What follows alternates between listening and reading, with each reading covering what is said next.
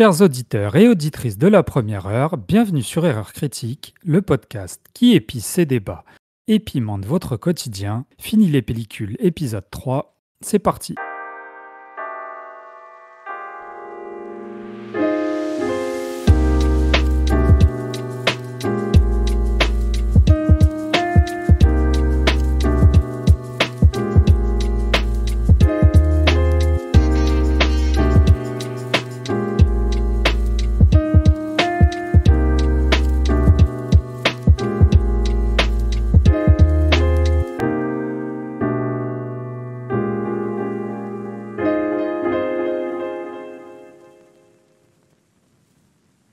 Fini les pellicules, ce mois-ci au programme, on n'a pas décidé de jouer la carte de l'originalité puisque l'équipe a été voir l'un des événements cinématographiques de l'année.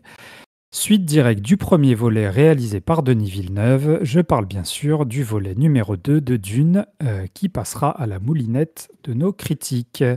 Puis on s'envolera après notre petite pause dans laquelle on ouvrira les sachets de pop de chacun avec la 8e Air Force américaine chargée de bombarder les armes nazies pendant la Seconde Guerre mondiale dans la mini-série Masters of the Air. Un mix de cinéma et de série, mais on va essayer de ne pas faire des chroniques interminables pour vous épargner une émission de 3 heures. Ici donc c'est Nilam au mic et j'accueille l'escouade de la critique, le bataillon des empoignes de la pop culture, en commençant par saluer le poteau Lucho. Comment il va Lucho? Je crois que en ce moment tu expérimentes un peu ton art de la tactique dans un jeu qui s'appelle The Last Spell. C'est bien ça, The Last Spell. Pas évident à dire. The Last Spell, ouais, tout à fait.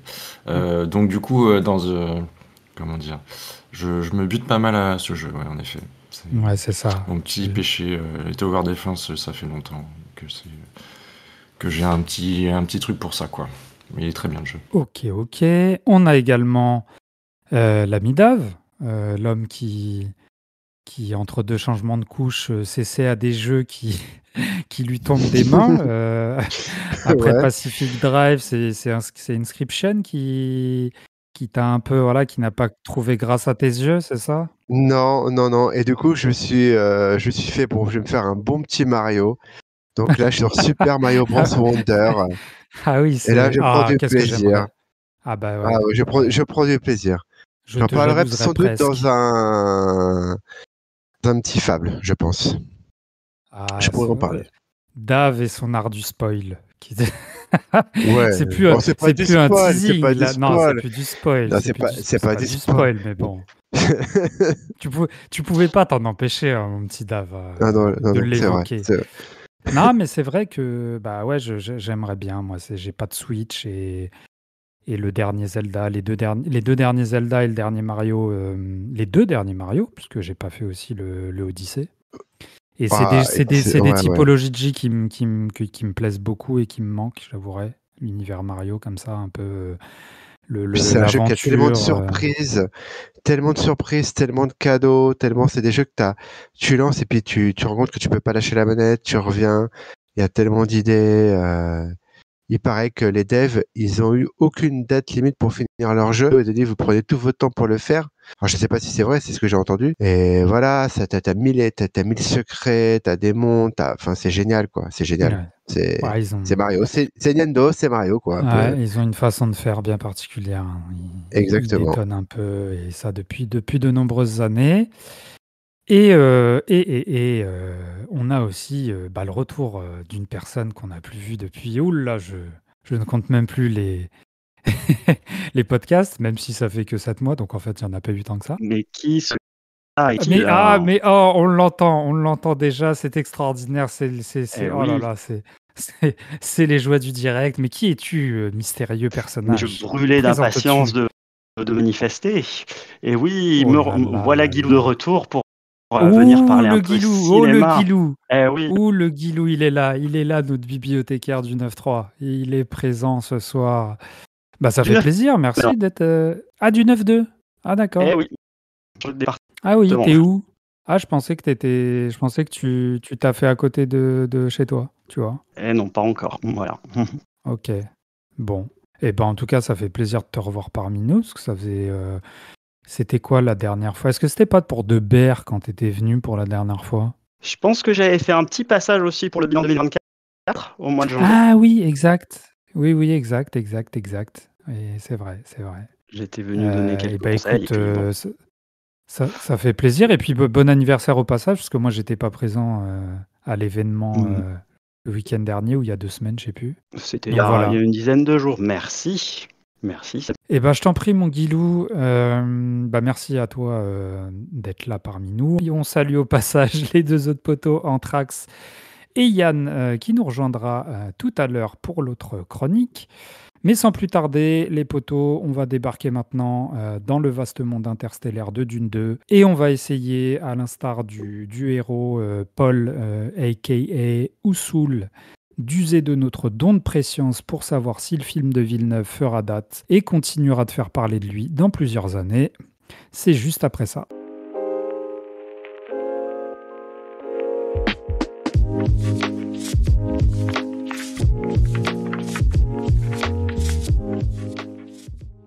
Alors, Dune 2, c'est pas suite directe du premier volet, qui reprend quasiment exactement là où les événements du film précédent s'étaient arrêtés, hein. On retrouve le héros Paul Atreides sur Dune, qui est supposé mort dans tout l'Imperium, et qui se retrouve partagé entre sa volonté de soutenir le peuple des Fremen qui vit sur Dune dans leur rébellion face à la maison Harkonnen, et la volonté de l'autre côté de sa mère et du leader Stilgar de jouer un peu le rôle de ce qu'ils appellent eux le Lisan al-Gaïb, donc une sorte de messie que la prophétie Fremen annonce déjà depuis quelque temps. Donc là, alors, après cette introduction, on a perdu déjà, je pense, une partie des auditeurs et des auditrices qui ne connaîtraient peut-être rien à Dune. Et dans ce cas-là, on va les inviter à basculer sur notre sachet de pop et sur la suite de l'émission. Mais déjà, avant de vous donner la parole, concrètement, les amis, pour savoir un peu d'où l'on parle, je vais d'abord demander si parmi vous, il y en a qui ont lu le livre de Frank Herbert, pour casser un peu, pour tuer un peu dans l'œuf tout de suite les éventuelles incompréhensions qu'il pourrait y avoir par rapport au fait d'une adaptation réussie ou pas, parce que je trouve que c'est quand même toujours un peu particulier de critiquer une œuvre, donc un film issu d'une adaptation, que ce soit un comics, un bouquin, mais encore plus un roman, et encore plus quand c'est un livre comme Dune, qui est quand même un monument de la littérature et de la pop culture en général, parce que il peut y avoir une sorte de schisme entre ceux qui l'ont lu et du coup qui vont peut-être attendre une certaine, ce qui est normal, une certaine, comment dirais-je, une adéquation, on va dire, à la lettre du bouquin, et puis d'autres qui ne l'auraient pas lu, comme moi, et qui s'attarderaient peut-être consciemment ou inconsciemment sur des effets de mise en scène et sur le film à proprement parler. Donc, qui a lu parmi vous, les poteaux, qui a lu le Dune de Frank Herbert? Moi, j'ai lu, et j'ai lu même tout le cycle, en fait, parce que c'est un cycle de Dune. Ouais. Je crois qu'il y a 5 bouquins, un truc comme ça. Ouais, je crois qu'il y a 5 bouquins. Ouais. Donc, moi, j'ai tout lu, mais il y a fort longtemps, quand j'étais adolescent. Mais c'est Ok. une œuvre qui m'a beaucoup marqué, et je suis un grand fan de l'univers de Dune. Donc, j'étais très content d'apprendre que ces films arrivaient, parce que il y a eu dans l'histoire des adaptations compliquées qui ont existé ou qui n'ont pas existé, mais c'est une œuvre qui est pas facile, je pense, à faire en film. Donc il n'y a pas eu beaucoup de projets, en fait, au final. Je crois qu'il y a eu il y a eu le film de Jodorowsky qui le fameux qui a a été annulé. été avorté, et qui est un projet maudit, d'ailleurs qui a fait l'objet d'un documentaire que je n'ai pas vu et qui apparemment est assez exceptionnel sur tous les bâtons dans les roues qu'a pu avoir le réalisateur pour entreprendre ce projet un peu foufou. On a eu celui, je crois que dans les années 80, je crois même que c'était 1980 pile poil, celui de David Lynch. Et on a eu une mini-série. Ouais, c'est ça, il y a eu une série. Mais il n'y avait pas eu d'autres projets de films depuis. Donc, c'est vrai. Moi, comment dire, en plus de Denis Villeneuve, c'est quand même un bon réalisateur, qu'on aime ou qu'on n'aime pas. Voilà. J'étais content qu'il y ait ce film qui arrive, en tout cas. Alors Dave, tu disais que tu l'avais lu toi aussi, c'est ça? Oui, j'ai lu le bouquin, mais j'ai pas lu tout le cycle comme Lucho. Je crois que, en fait, comme beaucoup, il y a beaucoup qui, quand on te dit j'ai lu Dune, ça va être les premiers Oui, tomes. c'est le premier La- tome, ouais. c'est vraiment celui-là C'est qui a été le plus lu. ouais, voilà. Je crois que j'ai lu peut-être les 2 premiers tomes, et après, je sais plus quand j'ai arrêté. Après, moi, je suis plus mitigé sur la vision de Villeneuve sur Dune. Ouais, on va y revenir, t'inquiète pas. C'est marrant parce que sur tous les 4, là, on a donc 2 personnes qui ont lu le livre, dont une, toi, Lucho, qui a lu le cycle intégral. Et parmi ceux qui n'ont pas lu le livre, donc Guilou et moi-même, moi, j'ai pas vu non plus le film de David Lynch. Donc vraiment, j'ai abordé le diptyque, qui sera peut-être pas un diptyque, Mais c'est sûr. de Denis Villeneuve. Voilà, vierge. Alors vierge, encore une fois, c'est toujours pareil, hein, on n'arrive pas vierge devant un film, hein, ou alors c'est très très très rare.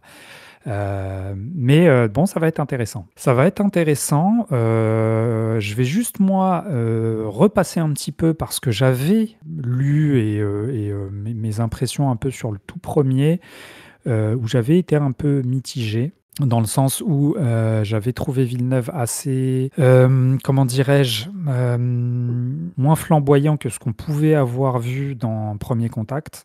Et je trouvais que depuis sa suite de Blade Runner 2047, je trouvais que les projets le dépassaient un peu et qu'il était dans une sorte de froideur un peu comme ça de sa mise en scène.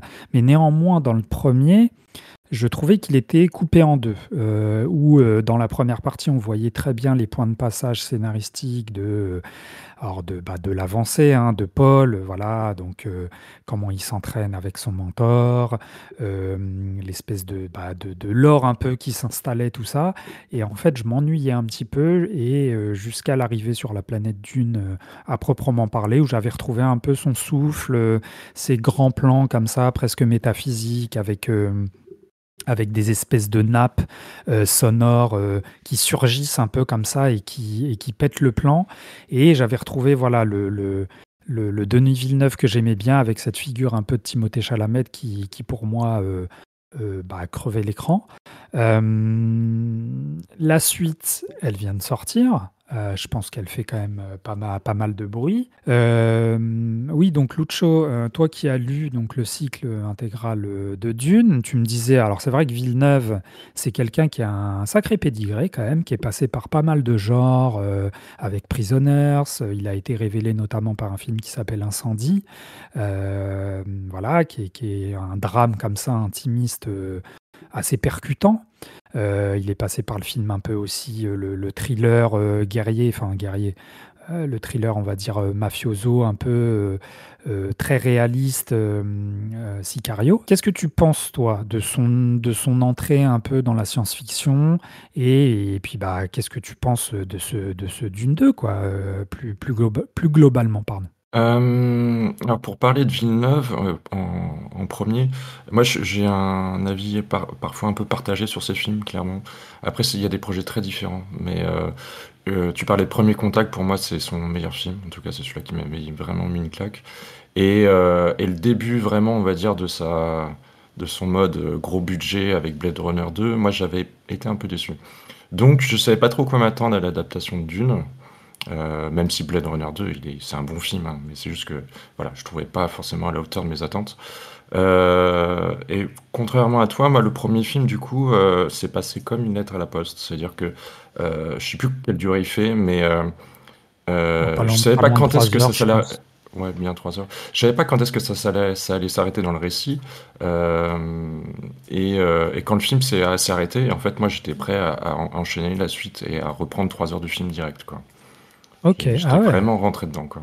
Ouais. D'accord. Donc ça, c'était pour le premier, tu vois. Ouais. Ouais. Et pour le 2, j'ai trouvé que ça repartait bien et qu'il avait il tentait plus d'effets de mise en scène.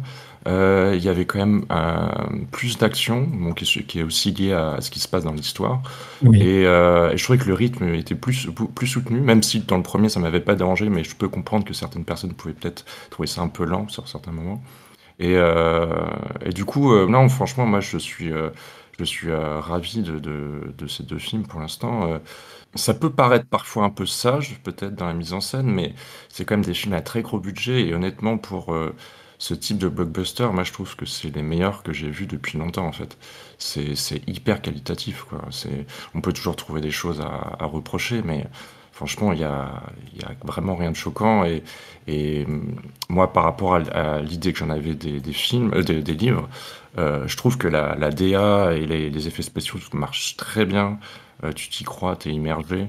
Après, il y a juste un aspect mais qui pour moi est très difficile à adapter, c'est la prise d'épices et les tripes, qui sont peu visibles à l'image. Enfin, c'est pas incroyable ces parties-là. Peut-être les scènes les moins réussies du 2, ouais. Ouais, mais en fait, c'est vraiment dans le livre, tu pars dans des délires de molécules, de trucs et tout. En fait, je sais pas si tu peux adapter ça dans un blockbuster, c'est-à-dire Ouais, qu'il faudrait un truc très psychédélique ou très arty, et je pense que c'est difficile à vendre, tu vois. Donc, bien sûr, bon. bien sûr. Ouais, non, mais je suis d'accord avec toi. Je trouve que la deuxième partie, là, le deuxième volet de Dune, de toute façon, Villeneuve, c'est un faiseur d'images, hein. On le voit bien dans sa DA. Je pense qu'il a un amour incommensurable pour l'œuvre originelle.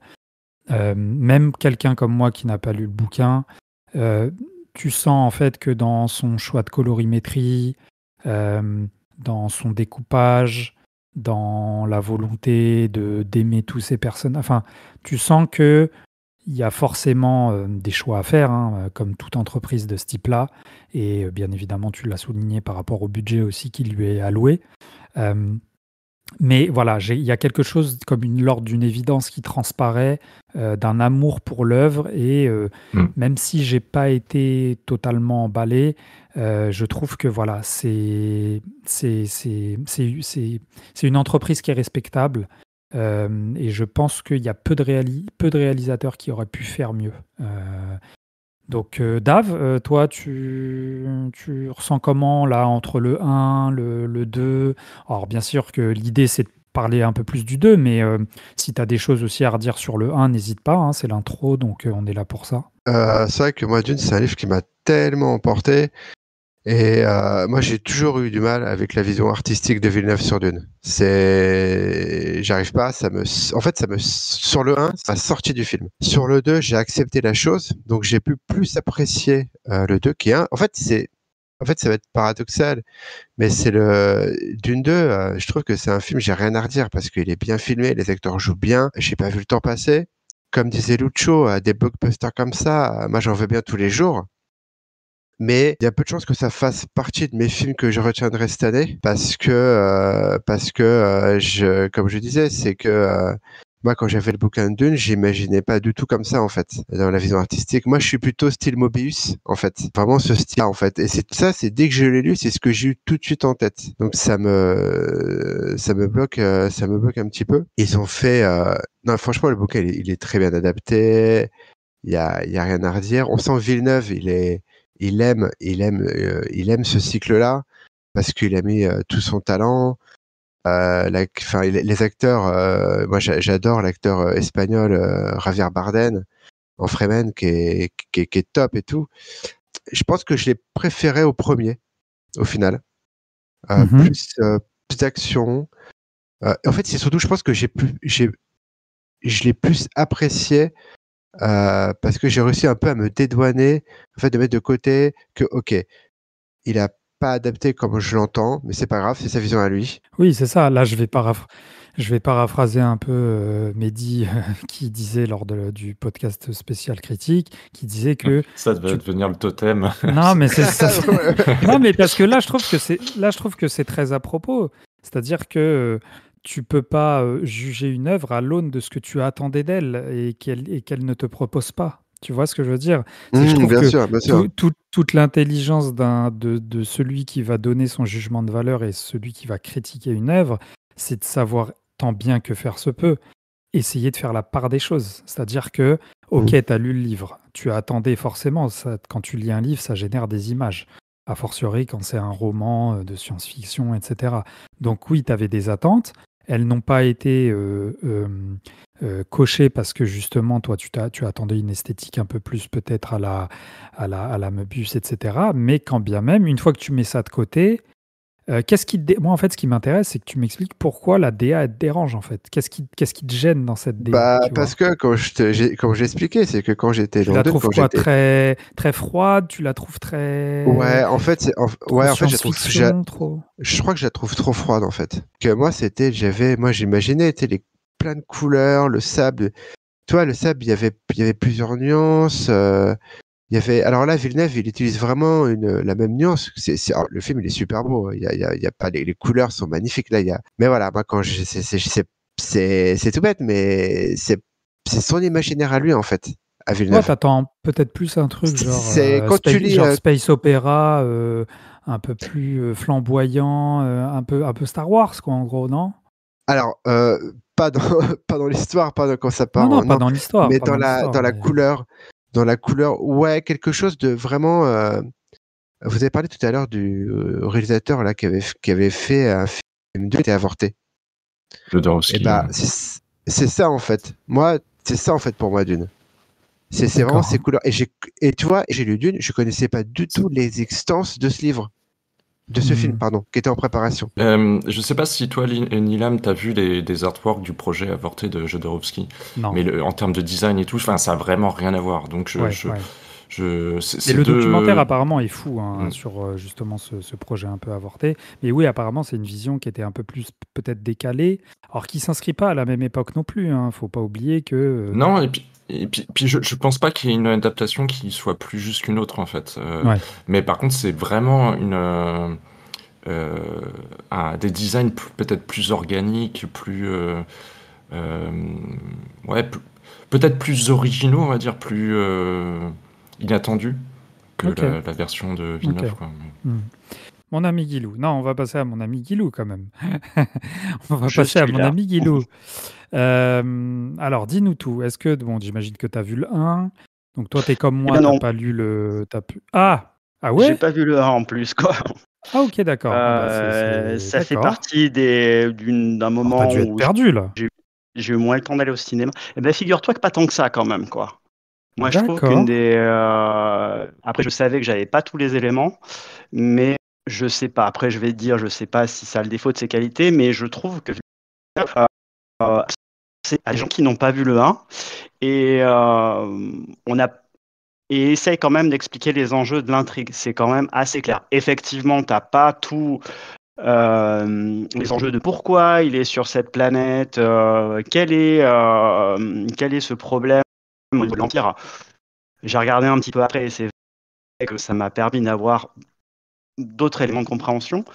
Mais je trouve quand même que dans le 2, il y a quand même une intrigue qui essaie d'être claire, qui est que voilà, on a ce Paul Atreides qui débarque sur euh, euh, la Pas planète d'une. Dune et comment il va s'intégrer, voilà, et accéder à sa destinée en fait, quoi. Et ça, je trouve ça que c'est plutôt bien clair et j'ai pas été perdu tout au long du film, en fait. Par contre, en vous écoutant, en fait, il y a des choses qui m'ont quand même un peu gêné et qui fait que ça remplit pas totalement l'adhésion. C'est vrai que c'est un film auquel je connais, qui a beaucoup de qualités, qui a une DA qui est hyper carrée, qui m'a donné envie de lire le livre. Vraiment, parce que autant C'est je vrai. parlais tout à l'heure du film de David Lynch qui manifestement n'en a rien à faire du livre qu'il est en train d'adapter, autant là, je sens vraiment un respect de l'œuvre avant. Et je sens qu'il aime ce bouquin, il a envie de le faire, et il a envie de le faire partager. Oui. En fait. Oui, Et, je souscris à ces propos.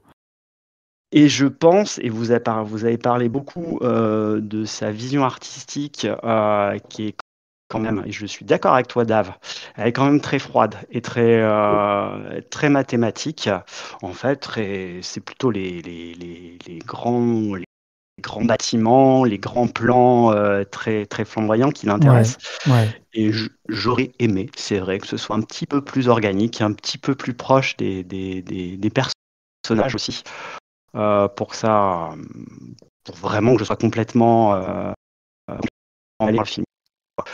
J'ai quand même quelques réserves sur ce que j'ai vu. Alors Mais après, je pense que le monde de Dune participe à cette espèce d'aridité, et donc forcément que le deuxième volet s'ancre complètement, en tout cas prend comme cœur de son action ce qui s'y passe, voilà, même malgré les enjeux un peu entre voilà, les tensions familiales, etc., les coups fourrés un peu à droite à gauche. Mais je comprends, mais en même temps, après, c'est toujours pareil. Je vais repasser la parole à Lucho qui a lu le livre pour savoir si c'est assez fidèle. Mais moi, en fait, ce qui m'a posé problème, c'est que j'ai l'impression, dans son esthétique, de retrouver un peu une suite plus ou moins directe de Blade Runner, de son Blade Runner, avec, comme vous le disiez, ces espèces de, de, hum, de grands espaces un peu métallisés, avec des couleurs un peu voilà, très affadies. Et c'est quelque chose qui, en soi, ne me dérange pas. Mais j'avais l'impression de revoir un peu ce qui avait déjà été fait sur Blade Runner. Et même si je trouve que quand même il y a une esthétique qui, moi, m'emporte, mais voilà, ça manque peut-être un peu de souffle, je trouve ça un peu sage. Lucho, tu voulais réagir. Ouais, par rapport justement au plan où tu vois vraiment des très très plans larges parce que tu vois des vaisseaux Ouais, entiers qui font ouais, des des vers, des tailles vaisseaux monumentales et tout. entiers. Ouais, Et en fait, moi, dans le premier film, c'est un truc qui m'avait choqué parce que je trouvais ça fou de se permettre de faire ces plans-là. C'est-à-dire que j'ai l'impression qu'il a pas eu trop de limites sur la manière de filmer en fait. Donc après, on peut ou pas adhérer à cette façon de faire, mais moi je trouvais ça fou de se permettre de filmer des plans aussi monumentaux qui ont dû coûter très cher à chaque fois. Et même quand dans le 2, par exemple, il s'attaque au bulldozer, entre guillemets, mais les trucs qui récoltent l'épice, ouais. enfin, franchement, ça lésine pas sur les échelles de plans, de valeurs, les scènes d'action, c'est pas juste des gros plans où tu vois trois bouts de bras mécaniques, quoi. Donc moi, Oui, je trouve que pour le coup, ça fonctionne, quoi. T'as vraiment, tu vois vraiment à quoi ressemble les vaisseaux, l'univers. Après, le côté froid, je pense que moi, je trouve ça assez cohérent avec le côté mécanique, vraiment. On vient pour exploiter, on s'en fout totalement de l'écologie, de la planète, ni rien du tout. Et en plus, avec un aspect Dune, c'est un monde féodal en fait. C'est du futurisme, mais avec un monde féodal, des nobles, des castes et tout. Et t'as en face, t'as les Fremen qui sont un peuple qui vit vraiment de manière très rudimentaire, ouais. qui ont quand même de la technologie. Bon, voilà. Ça, c'est peut-être un aspect qui peut sembler un peu bizarre parce qu'on ne t'explique pas trop comment ils arrivent à avoir certaines technologies, mais bon, faut laisser couler, on va dire. Mais par contre, ils sont vraiment en osmose avec leur univers, le désert, l'aridité, le manque d'eau. Et là je trouve que quand t'es avec les Fremen, t'es vraiment plus proche des acteurs, des personnages, tu vois. Oui, c'est vrai. C'est vrai qu'il y a un espèce, je suis d'accord avec toi dans le fait que ce soit cohérent avec ce que veut montrer de Villeneuve par rapport à ce monde un peu qui est aride comme ça, où il y a des espèces de gens qui prennent possession des lieux et qui exploitent un peu les ressources qui sont normalement indues aux personnes qui y vivent. Et il y a un espèce de jeu d'échelle entre le gigantisme, effectivement, de la technologie un peu étrangère et l'espèce d'intimité qui s'entrechoque comme ça avec l'histoire d'amour entre Paul et Sheena, non, c'est ça? Je ne sais plus comment elle se je prénomme. crois. Zendaya dans le film, bon, peu C'est Shani, je importe. crois. Shani. Chani, voilà, j'ai Mhm. inversé. J'ai inversé. Mais, et puis voilà, cette espèce aussi de rapport du fœtus à la mère. Bon, après, moi qui n'ai pas lu le livre, je ne savais pas qu'il y a plein de choses, hein. Il y a plein de résonances aussi avec notre monde actuel. Il y a toujours aussi ce rapport forcément de trahison familiale, où en fait on s'aperçoit que on n'est pas issu de la même fratrie, de la même maison, de la même origine, mais qu'au final on est un peu tous issus de la même lignée. Voilà, il y a ce côté aussi un peu le Messie tant attendu. Enfin, vraiment, il y a plein de thématiques qui sont abordées. Et je trouvais que Villeneuve, il est dans la juste mesure entre le côté politisé peut-être de Dune, de l'œuvre de Frank Herbert, et ce que lui en a voulu. C'est-à-dire, après, bien évidemment, qu'il y a des millions de dollars en jeu. Donc, tu peux pas faire un truc hyper engagé et tout. Mais je trouve que moi, il y avait plein de résonances quand je voyais le film sur notre époque actuelle, etc. Mais qui ne rentraient pas en conflit, si vous voulez, avec le plaisir un peu de l'avancée, voilà, de la dynamique narrative. Et je trouvais que c'était intéressant, d'autant plus que quand on est dans un deuxième volet, il y a ce rapport qui s'inverse. C'est-à-dire que dans le premier, on a un peu voilà, la montée en puissance dans d'une espèce de quête initiatique où en fait le héros, il faut qu'il apprenne à. Et là, en fait, c'est les méchants qui ont du mal au début. C'est les méchants qui ont du mal à canaliser cette espèce de montée en puissance du Messie qui est encore en dormance, mais on sait qu'il est là, quoi. On sait qu'il va exploser. Et je trouvais ça intéressant, en fait, cette espèce de... Ça me laissait un peu respirer, et ça laissait du temps à l'idylle et à toutes ces nœuds narratifs, notamment avec la mère, se déployer. Et je trouve que c'est très intéressant. Je ne sais pas ce que vous en pensez de tout ça. Dave, par exemple, est-ce que tu... En termes de progression narrative, toi, comment t'as senti un peu le 2? Je trouve que c'était intéressant le rapport le fils et la mère. Ouais. Et je trouve qu'il avait plutôt... c'est vrai qu'on en avait parlé avec Lucho sur comme il se parle, en fait, toute cette religion, philosophie de ces femmes, en fait, qui est un peu qui gouverne. Bene Gesserit, là. Ouais. Bene Gesserit, voilà. Il arrive par des mots de mise en scène je repense à une scène où, à un moment donné, Paul, je crois il y a du monde autour, ils sont, voilà, et sa mère veut lui parler. Et en fait, tu comprends qu'elle lui parle par la pensée parce que là, Villeneuve, il a fait en sorte que il y a tous les personnes autour disparaissent, en fait, ça soit comme flouté ou un champ noir. Et là, tu comprends qu'elle lui parle dans sa tête et tout. Et je crois que c'était bien réussi. En tant qu'effet de mise en scène, ça marchait bien. Il est pas tombé dans le piège de faire quelque chose qui soit trop complexe et qui soit assez lisible. Je trouve pour ça, il est bien. Puis après, pour l'histoire en elle-même, j'ai trouvé que l'acteur qui incarne Paul est très bien.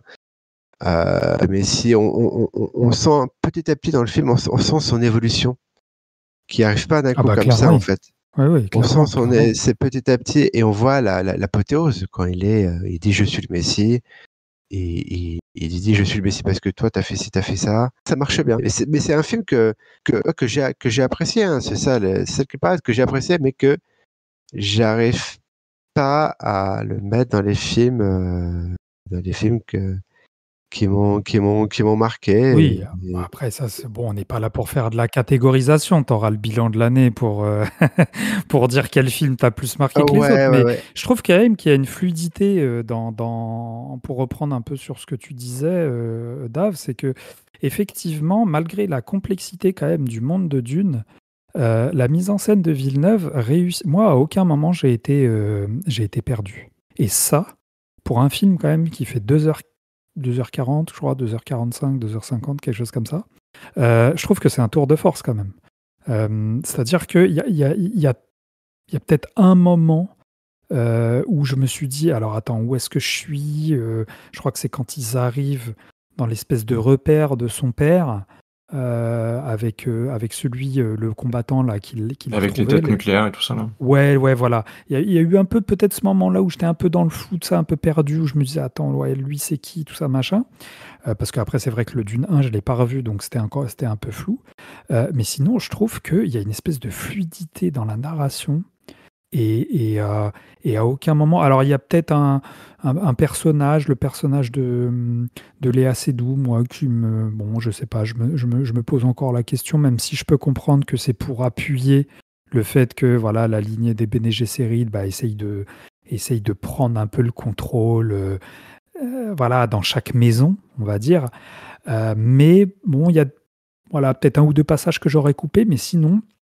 Je trouve que ça suit et c'est intéressant. Ce serait intéressant d'avoir ton avis, Guilou, toi qui n'as pas vu le 1. Est-ce que tu t'es senti perdu? Ou est-ce que, je crois que c'est ce que déjà tu soulignais tout à l'heure, hein, à mon avis, ça a été à ce niveau pour toi, quoi. Il y a un truc qui m'a dérangé, c'est il y a un plan qui m'a beaucoup intéressé au début.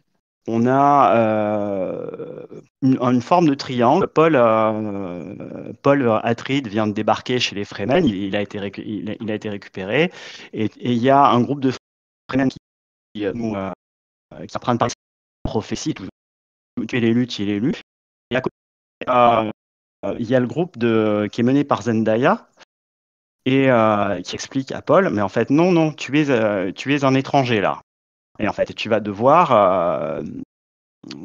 apprendre nos coutumes, quoi. Et ça, j'ai dit, mais là, ça m'intéresse. Là, ce film-là, là, il est prêt à m'embarquer.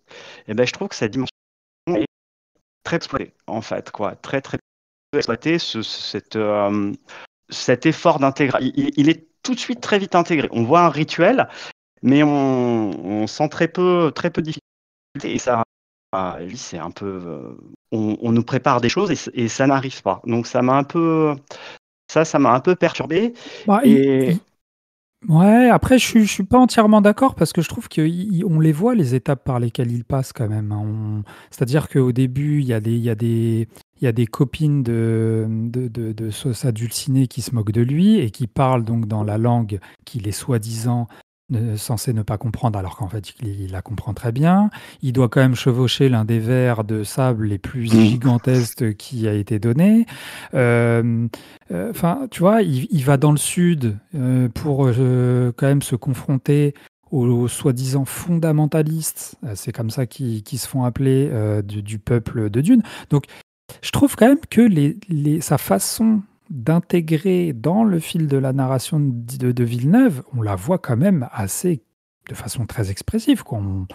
Non, je sais pas, c'est peut-être Après, moi après, je qui. pense que c'est aussi peut-être le fait que t'aies pas vu le premier, hein, parce que le premier film, peut-être. Guillaume, parce que dans le Ouais, il premier, se fait il est déjà malmener, hein. confronté au départ à pas être accepté en fait, et Exactement, ouais. il bat en duel justement une des personnes qu'ils amènent pour je sais pas de l'enterrer, mais bon, bref, pour faire la cérémonie. Et donc ça, t'as pas ça en fait, toi, tu t'as pas cette référence qu'il a déjà eu une première épreuve avant dans le premier film, en Exactement, fait. ouais, où il a tué quelqu'un. Et par contre, c'est vrai que peut-être là où je te rejoins, c'est que parfois, dans certaines séquences, notamment quand ils rejoignent le Sud, et que par ses dons de préscience, il impressionne un peu la foule, quoi, qui ne veut pas trop un peu avoir affaire à lui. Je trouve que c'est très vite expédié. C'est très vite expédié, cette façon qu'il a d'imposer son statut. Je trouve ça un peu facile. Ça m'a pas super emballé, moi. Et en fait, je sais pas si vous allez être d'accord avec moi, mais je trouve que le film, il est un peu entaché de choses qui m'ont pas emballé. Dave, tu faisais allusion tout à l'heure à des gens qui jouent bien. Javier Bardem, je trouve qu'il en fait des tonnes dans son rôle d'espèce de. Alors, intégriste, le mot est peut-être un peu fort, mais vu qu'il a la foi en tout, je trouve qu'il en fait parfois des tonnes. Le méchant, incarné par Dave Bautista, qui se fait malmener au début, je le trouve très mauvais. Il y a une séquence où à un moment, on le voit en premier, il prend la tête d'un de ses comparses, il la casse, enfin, il la tape contre une, et il crie. Alors j'avais l'impression que je savais pas qu'un méchant il pouvait encore faire ça en 2024, quoi. Tu sais, genre crier pour impressionner la galerie. Je savais pas que les effets de mise en scène pouvaient fonctionner. Enfin, est-ce que c'est pas là où on voit un peu aussi les limites d'une super production comme Dune 2, enfin comme Dune en général et tout ce genre de film, c'est-à-dire que tu es obligé un peu de contenter tout le monde. Et donc forcément, qui dit tout le monde dit bah il faut qu'un méchant il rigole fort. Ha ha ha, je suis très méchant.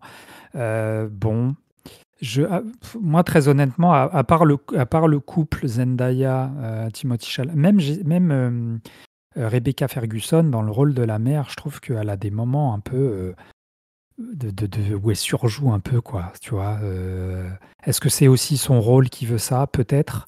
Et en fait, je trouve que voilà, d'une, il est entaché aussi par des séquences, notamment des séquences de combat, moi qui m'ont fait ni chaud ni froid, où en fait j'ai eu aucun frisson, alors que c'est quand même des séquences de combat. Bon, voilà, est-ce que vous me rejoignez ou est-ce que je suis le seul à penser Alors, ça? moi, je te rejoins, non, pas trop, non, non, je te rejoins pas trop parce que je trouve que déjà, moi, j'adore suivre la carrière de cet acteur, enfin, j'adore suivre. Je suis la carrière de cet acteur Dave Bautista parce que je trouve que en tant qu'acteur, ça fait partie ancien catcheur qui peut jouer des rôles de composition. On l'a vu, c'est pas la première fois qu'il tourne pour Villeneuve, hein, parce qu'il joue dans Blade Runner de Villeneuve. Il joue dans le dernier, dans le Shyamalan. Et il a des rôles intéressants. Moi, je trouve qu'il joue bien hein, dans Dune 2. J'aime bien son personnage. Et puis, on sent on sent qu'il a une sorte de peur. Voilà, parce qu'il fait des échecs et tout, il risque, bah voilà, il a une pression. J'adore Austin Butler, qui est la nouvelle coqueluche d'Hollywood, là, que tout le monde s'arrache, en pur sadique. Je sais plus si c'est ça, il joue le neveu du baron, je crois, de mémoire, le neveu ou le cousin, je Ouais, sais le ouais, nom, bah le le neveu. frère de Ouais, Bautista, quoi. ouais, il a Ouais. une tête pas possible, je trouve que ça fonctionne bien. En fait, ça, ouais, non, moi j'ai trouvé que c'était bon, en fait, ils étaient bons, en fait, dans leur. Bah, Toi, tu non, reprochais quoi? mais Qu'ils cabotinent, en fait? Ils cabotinent peut-être, non? non, mais c'est pas tant le fait de son jeu que comment Villeneuve le met en valeur. C'est-à-dire que peut-être qu'effectivement c'est le personnage où, comme tu le soulignais, il faut qu'il soit un peu flippé pour justement donner la part belle à son frère qui va un peu le suppléer par rapport à... Voilà, on sait très bien que c'est lui qui va défier Paul à la fin. Mais par exemple, quand il retrouve l'ami du père de Paul dans l'une des dernières batailles et qu'il l'appelle comme ça au loin et que l'autre se retourne, Dave Bautista se retourne en disant ah bah tiens, voilà te revoilà toi, issu de l'enfer, tu vois, venant de l'enfer, des enfers. Ils se font face à face et l'autre il part un coup, il lui met un coup de couteau et c'est terminé. J'ai trouvé ça, en plus filmé en plan large, donc moi, il y a pas d'émotion, c'est peut-être justifié pour la lecture de l'action, mais il y a rien, il se passe rien. Le seul moment, moi, de combat qui m'a donné un peu des frissons, c'est le noir et blanc qu'il a utilisé dans cette espèce d'arène un peu pour introduire justement le frère, là, l'acteur dont tu parlais. Voilà, je trouve que ça avait du sens et je trouve que là, il y a vraiment un méchant qui se dévoile, tu vois. C'est-à-dire que ton méchant, tu le mets en scène. Il suffit pas de dire à un méchant, tu cries, tu vois. Je trouvais que Bautista, il y avait 2 ou 3 séquences où en fait, il faisait que crier. Et je trouve que ça sert à rien en 2024 de dire à un méchant de crier, tu vois. Quand bien même il a la carrure de Bautista, tu vois. Mais je pense, est-ce qu'au final, le personnage de Bautista, est-ce qu'il joue pas le rôle d'un bouffon, au final? Tu vois ce Peut-être. que je veux dire? Ouais, C'est peut-être. peut-être voulu parce que j'ai plus le souvenir du premier, comment il était, s'il était enfin, j'ai plus de souvenir de trop, mais dans le 2, moi j'ai l'impression que il a quand même le baron qui est au-dessus de lui, qui lui dit à un moment donné, si tu refoires, bah, je t'élimine, tu fais plus partie de la famille. Il y a une scène où j'ai oublié le nom de qui est joué par Austin Butler, le personnage, j'ai oublié le nom du personnage, qui lui dit bah, lèche mes bottes, comme ça on est quitte. Il lui lèche les bottes. Je Ouais. me dis pas un peu, Bon. des fois, il est tourné, j'ai l'impression que des fois il est un peu tourné en dérision, Tourner des en fois. ouais, oui, c'est un faire-valoir. C'est effectivement, il y a peut-être un côté comme ça, ouais. Lucho? Moi, ça m'a pas dérangé, hein, que ce soit le casting ou ces personnages des Arcanum, là. Je trouve ça assez cohérent. En effet, peut-être que ça peut sembler too much, mais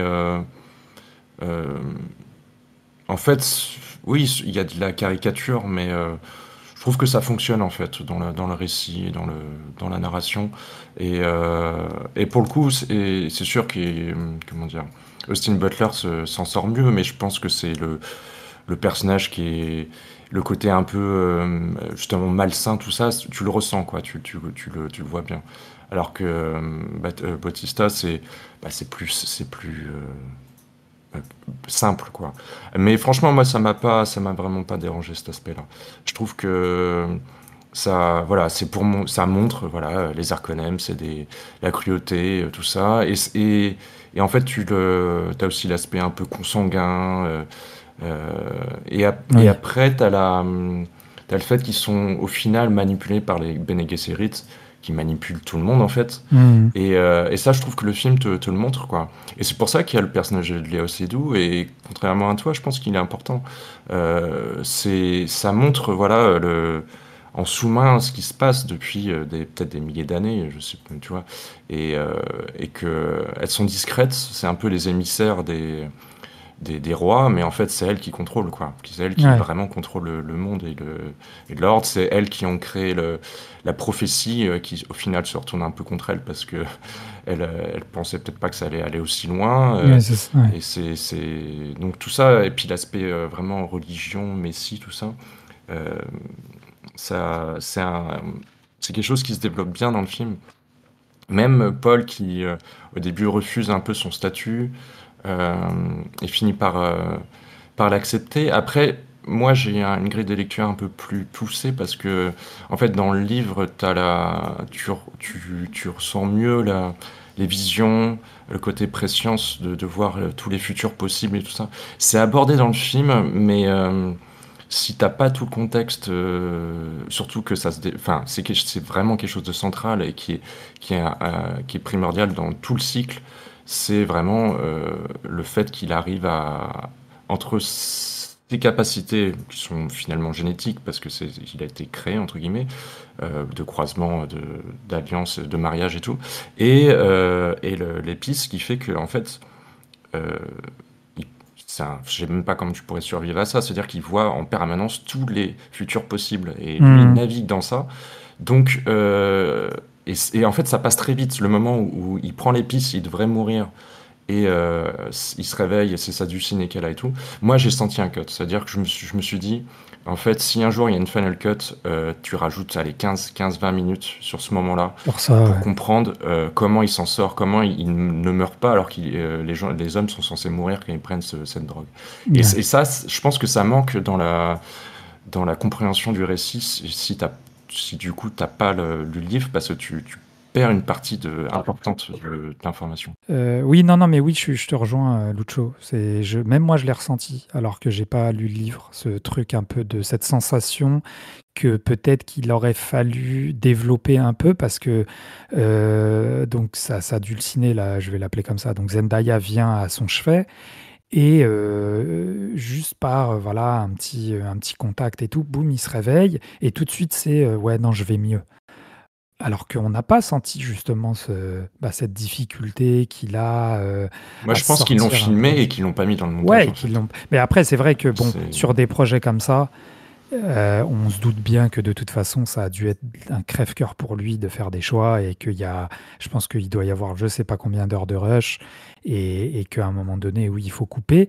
Mais après, voilà, si tu veux pas faire un projet de peut-être en mini-série, ça se serait peut-être mieux, ça se serait peut-être mieux épanoui, hein, on ne sait pas à ce niveau-là. Mais voilà, Villeneuve, c'est un réalisateur de cinéma, donc je pense qu'il voulait quand même qu'on le voit sur un grand écran. On est dans des lectures un peu forcément très disparates parce que on a des rapports à l'œuvre originelle qui sont un peu différentes et je trouve que c'est d'autant plus intéressant. Après, il faut quand même s'accorder enfin, j'ai l'impression qu'on s'accorde quand même tous à dire que enfin, moi, même s'il y a eu des scènes qui m'ont un peu fait tiquer, même si je trouve que dans son ensemble, il y a peut-être certaines erreurs de casting, etc., etc. Très honnêtement, je ne sais plus si c'est Davuluccio qui le soulignait, mais moi, ça faisait longtemps qu'un blockbuster ne m'avait pas emporté comme ça. chose que le premier n'avait pas réussi à faire quand même totalement.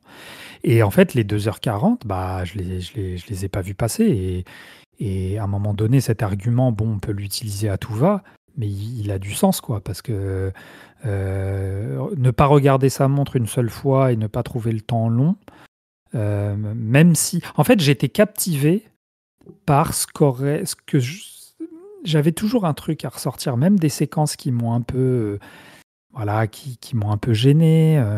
Je sentais quand même toujours l'amour qui transparaissait autour de cette œuvre et du coup j'étais quand même pris dedans et je trouvais que voilà, encore une fois je me répète, mais la fluidité de la narration fait que bah, tu t'ennuies quasiment pas. Ouais, Lucho. Ouais, je voudrais juste rajouter un truc pour finir. C'est, Ouais, il y a un aspect, moi, que je trouvais intéressant, que j'ai pas ressenti quand je l'ai lu à l'époque, parce que j'étais sûrement trop jeune. Mais c'est quand le film est sorti, des gens qui me parlaient de ça. Et c'est vrai que en fait, tu pourrais faire des parallèles. C'est par rapport aux pays d'Afrique du Nord, en fait. Et t'as vraiment l'aspect des colons qui arrivent. T'as tout l'aspect religieux avec le Messie, tout ça.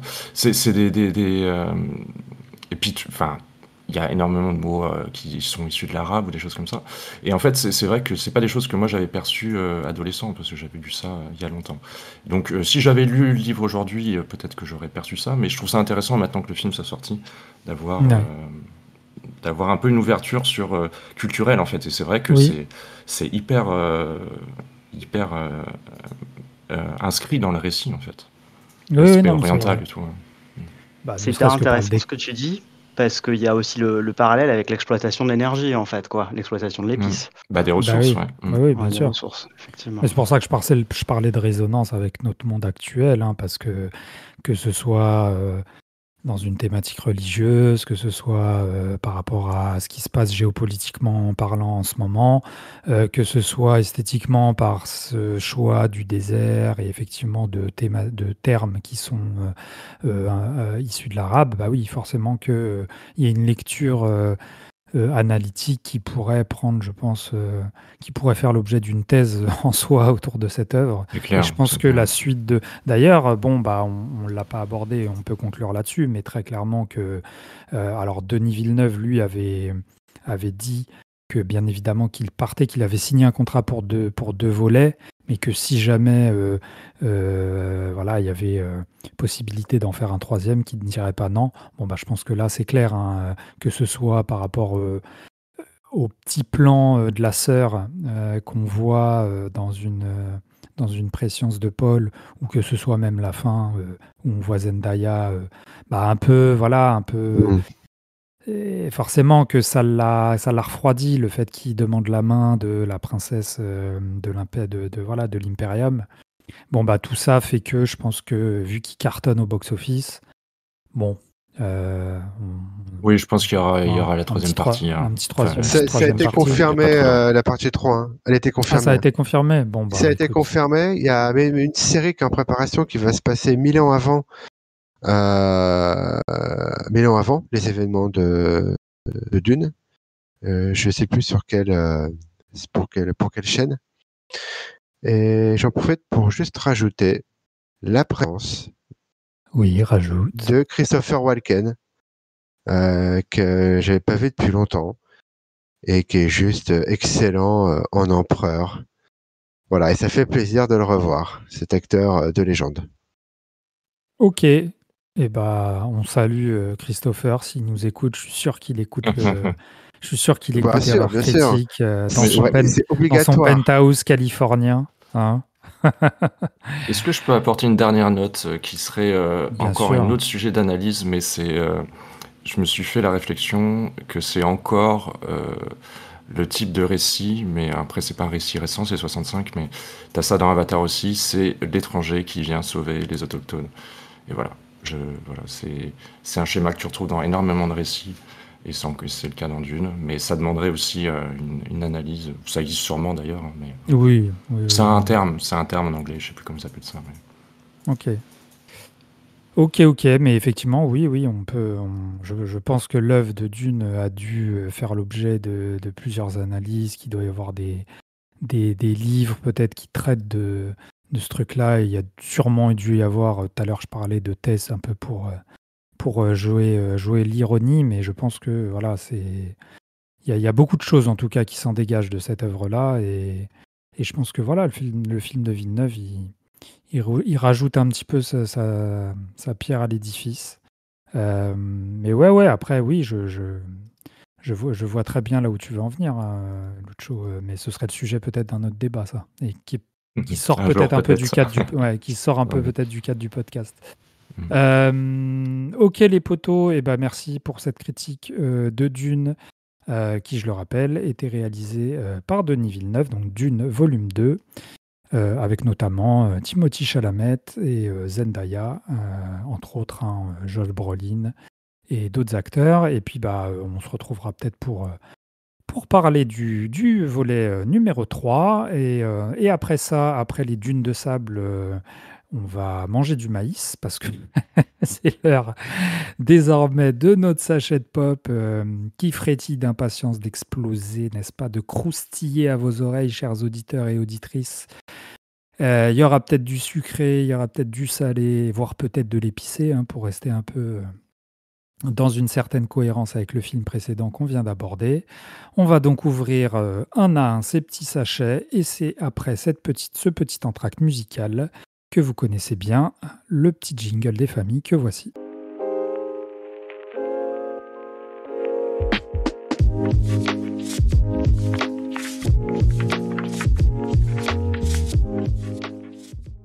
Alors, dans le sachet de pop, qu'est-ce que on l'ouvre là? On l'ouvre tout de suite, boum, là. J'ai une petite faim là, et je m'adresse à toi, mon avis Dave. Qu'est-ce que quel est le goût? Quel est le goût de ton sachet aujourd'hui, mon poteau? Ah, et ben c'est une série et c'est le problème à trois corps des Ah créateurs de oui, Game of Thrones. autre Ouais, récit de science-fiction. exactement. Il me reste un épisode à voir sur je crois que c'est 8 ou 9 épisodes, je sais plus. Moi, en fait, moi j'ai commencé à lire le cycle, mais c'est très compliqué. C'est Je, comme indigeste. je confirme. Ouais, et j'ai pas été j'ai pas été au-delà du premier tome. Et je trouve, pour moi, la série, moi, Alors juste, j'ai été tu peux conquis. rappeler sur quelle plateforme elle est? Netflix, ouais, c'est Ok. sur Netflix. C'est une Elle est mini-série, c'est sortie il y a ça? pas. Ah non, pas du tout. Non, non, Ah, non, c'est d'accord. une série. Alors, le truc avec Netflix, des fois ils annulent les séries, donc là, on sait pas.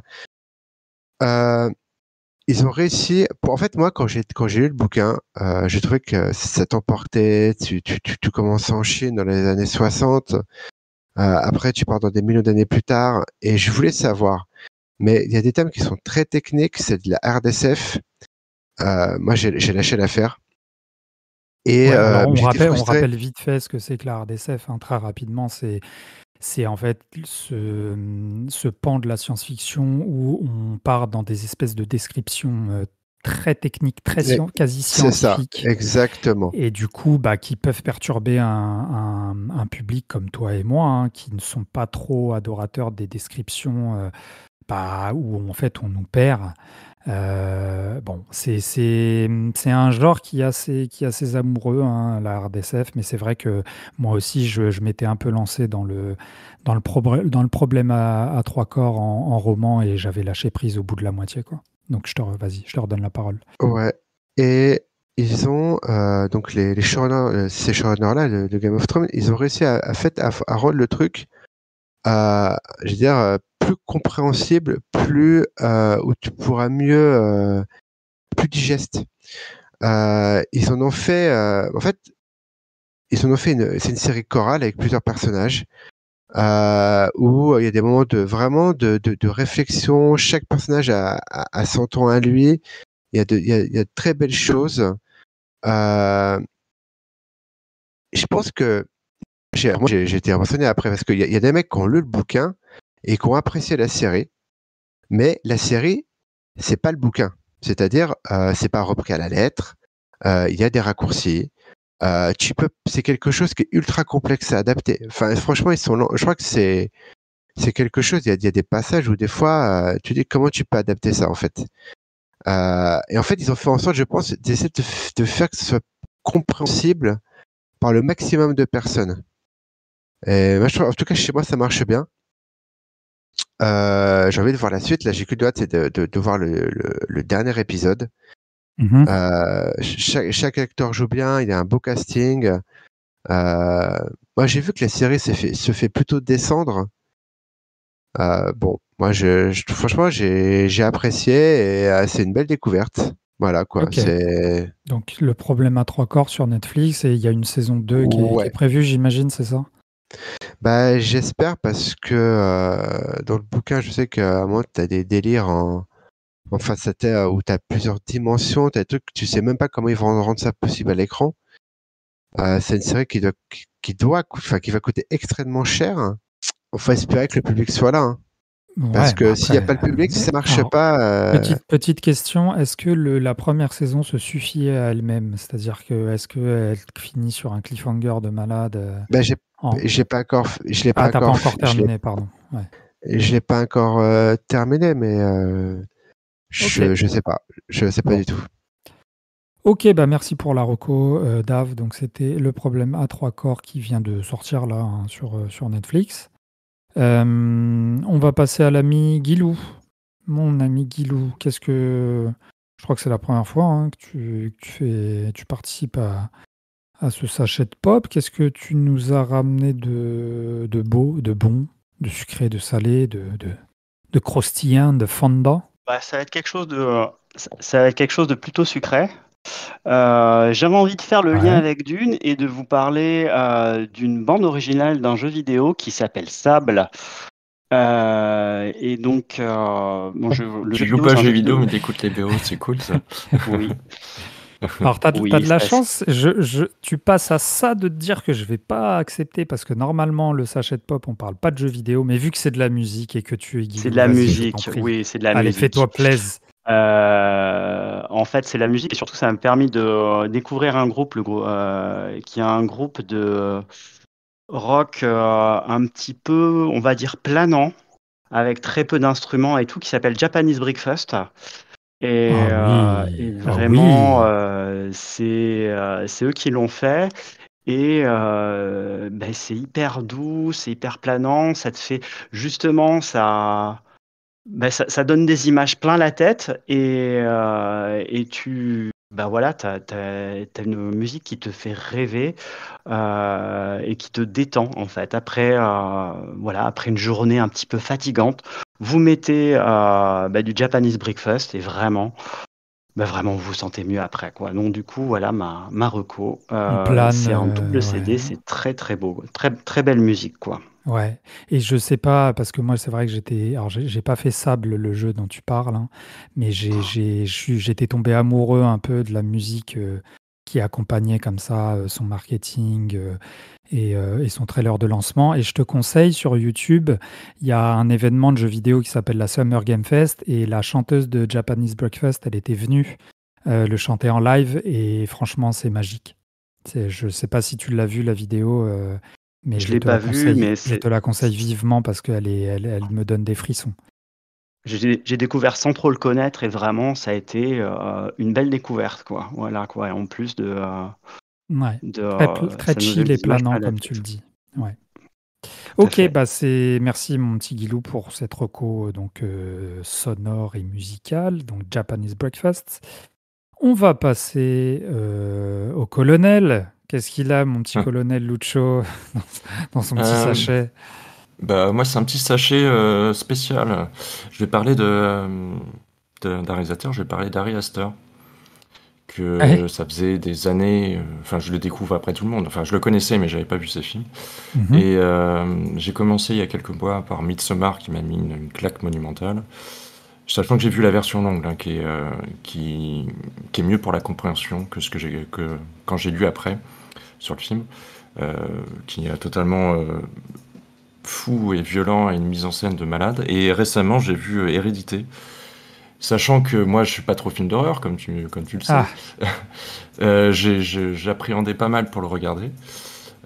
J'ai ah, attendu c'est d'être tout quelque seul chose, chez moi. Hérédité, hein. Ouais. J'ai attendu d'être tout seul chez moi. Je l'ai mis sur le grand écran là. Et bah en fait, j'étais obligé de volontairement me sortir du film pour pas flipper parce que voilà.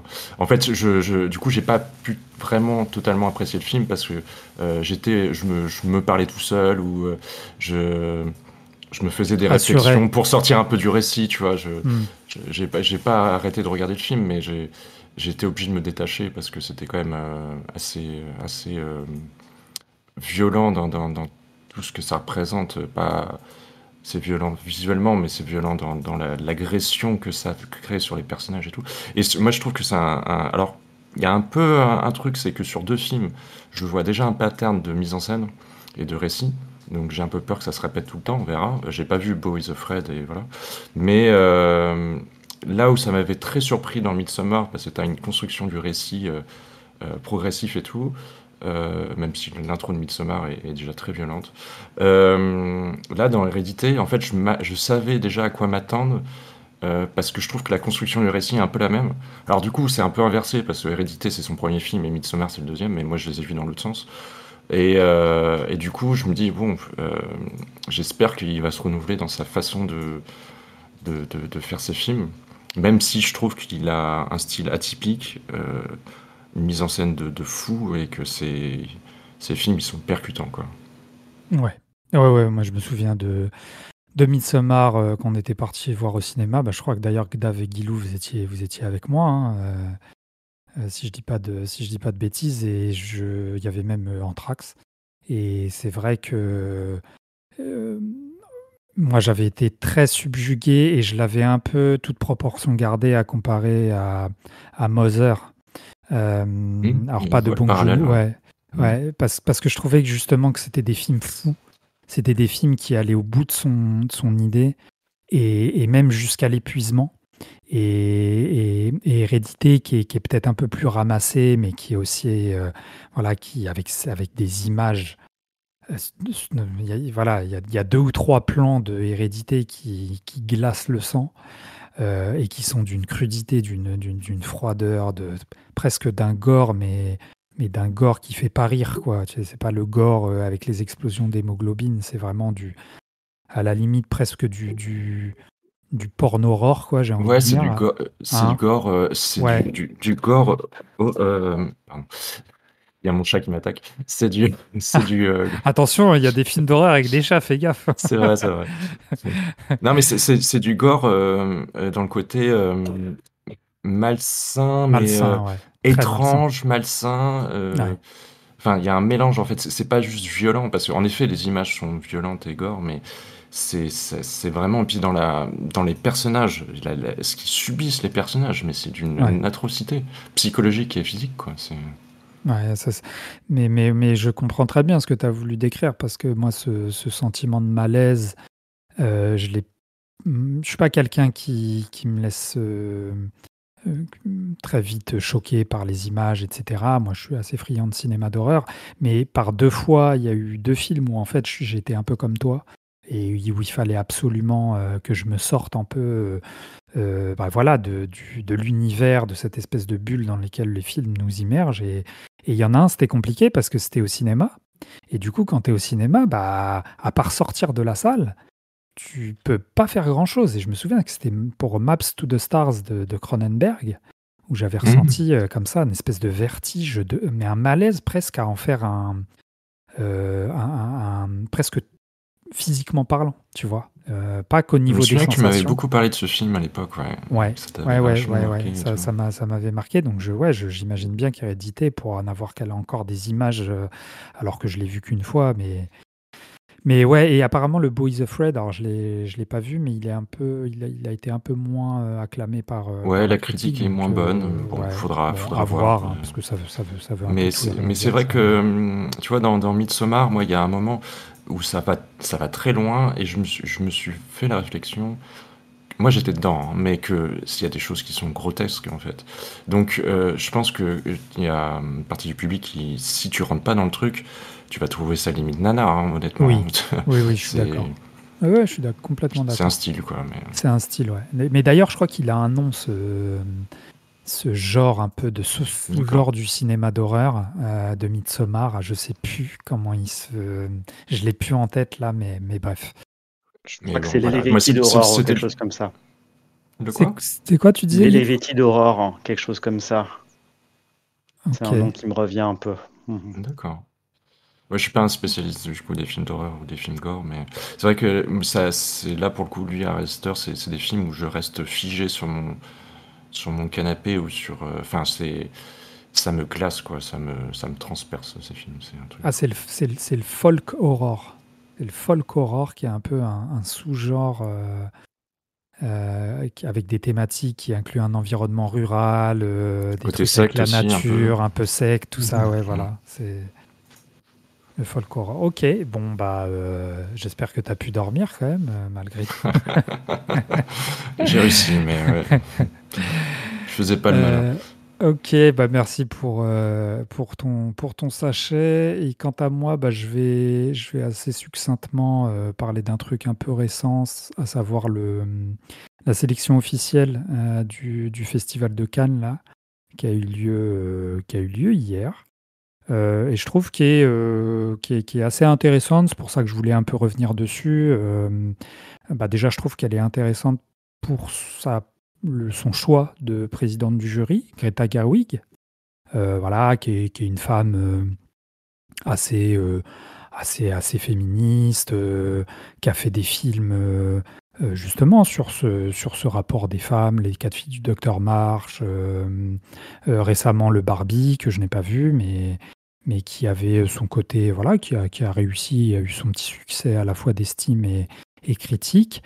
Donc je trouve que c'est un bon choix. Alors, il n'y a pas la composition intégrale, je crois qu'elle viendra un petit peu plus tard, mais je trouvais que c'était intéressant voilà, qu'il y ait de plus en plus de femmes à la tête de ce qui est encore considéré, à tort ou à raison, comme le plus grand festival de cinéma du monde. Donc ça, c'était une première chose. Et ce qui, par rapport à la sélection officielle, ce qui me semblait aussi intéressant, c'était de voir un peu quand même notre cinéma français, qui est quand même pas mal représenté, avec le prochain film de Jacques Audiard, qui est un cinéaste que j'apprécie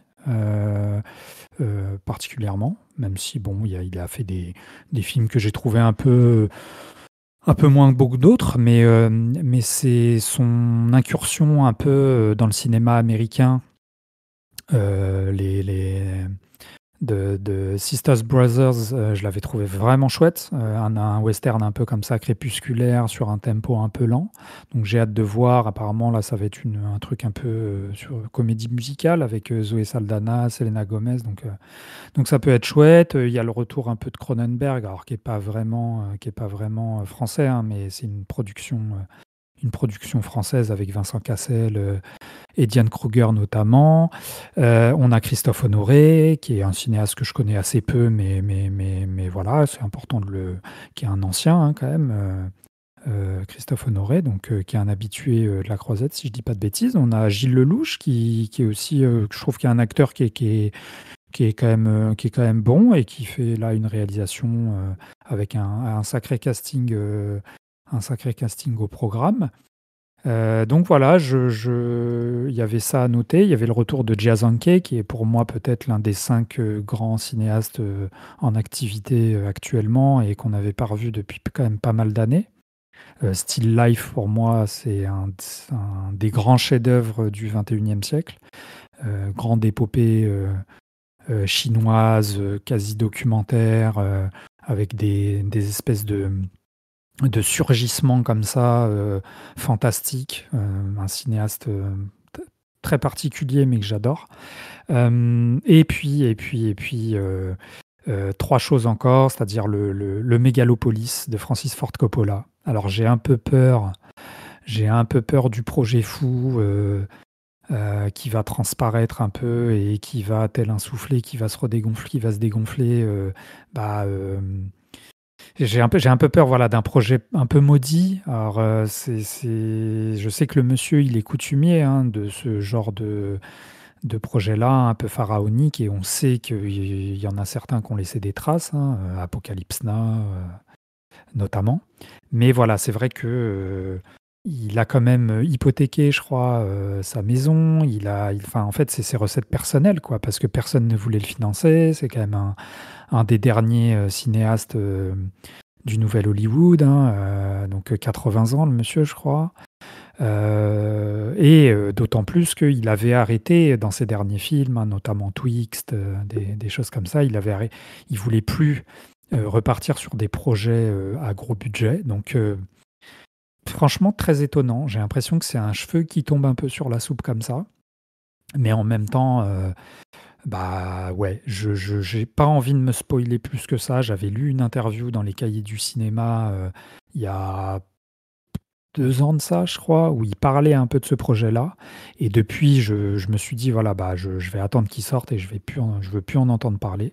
Bon, bah là, le fait qu'il soit annoncé en sélection officielle, bah forcément que, bah voilà, dans le monde tout connecté dans lequel on vit, bah, c'est un peu difficile de se couper. Mais voilà, je suis assez curieux. Et puis l'autre chose, c'est à l'opposé, c'est l'absence de Mickey 17 de Bong Joon-ho, parce que j'ai revu Parasite et que bon bah voilà quoi, c'est tous les éloges qu'il a eu.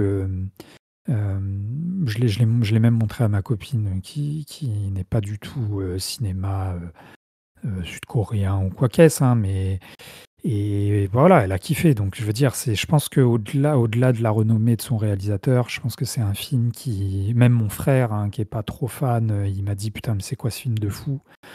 Donc ouais, un peu déçu de l'absence de Mickey 17 qui a été repoussé du coup en janvier 2025. Mais on sait Donc, pourquoi il a été reporté du coup? J'ai pas suivi, bah moi. c'est un peu à cause de la grève des scénaristes, hein, d'après ce que j'ai cru comprendre. Ok. Moi, je Mais pensais vraiment qu'il il n'était pas tourné allait. du coup? Si, mais peut-être qu'il y aurait besoin de plus de temps pour de la post-prod.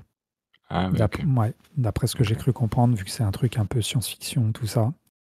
Et que je pense que Bong Joon-ho, c'est pas quelqu'un qui fait les choses à la légère. Donc laissons-lui le temps, c'est pas grave. Je pensais qu'il allait être prêt pour Cannes, mais peu importe au final, du moment qu'il fait le boulot. Donc je suis chaud bouillant pour janvier.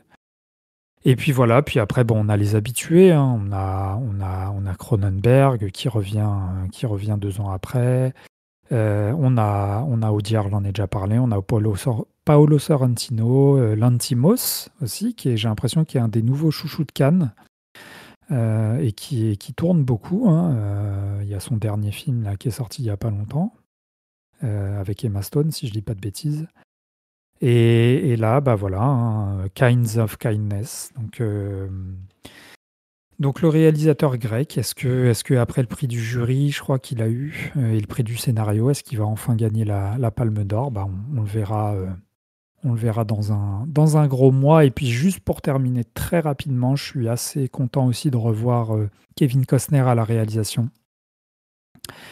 Presque 20 ans après Open Range, qui est un film, je trouve, qui est sous-estimé. Et là, en fait, il revient apparemment pour une espèce de tétralogie, d'après ce que j'ai cru comprendre. Donc un projet pareil, hein, assez ambitieux, je crois qui a déjà été tourné, un truc de 10 heures et qui va découper en fait en plusieurs films. Donc ce sera un western, hein, une épopée dans le genre du western. Mais voilà, Kevin Costner, Open Range, Danse avec les loups, tout ça, je trouve que c'est un réalisateur qui est toujours intéressant à suivre, notamment dans son rapport aux espaces et à l'histoire américaine. Donc voilà, je trouve sans oublier Paul Schrader, enfin bon bref, une chouette compétition qui s'annonce. Et voilà, je voulais en toucher 2 mots.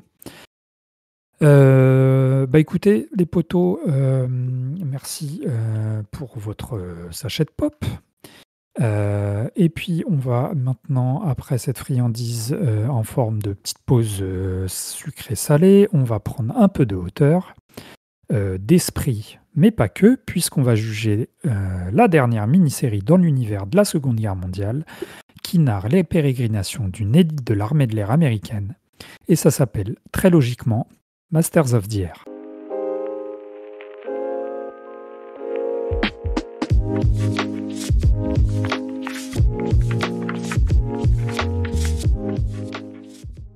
Alors, donc, Masters of the Air, mini-série américaine, donc, qui nous narre les actions de la 8e armée de l'air des forces aériennes de l'armée américaine. Ça fait beaucoup le mot force et armée dans cette phrase-là, je suis en train de m'apercevoir.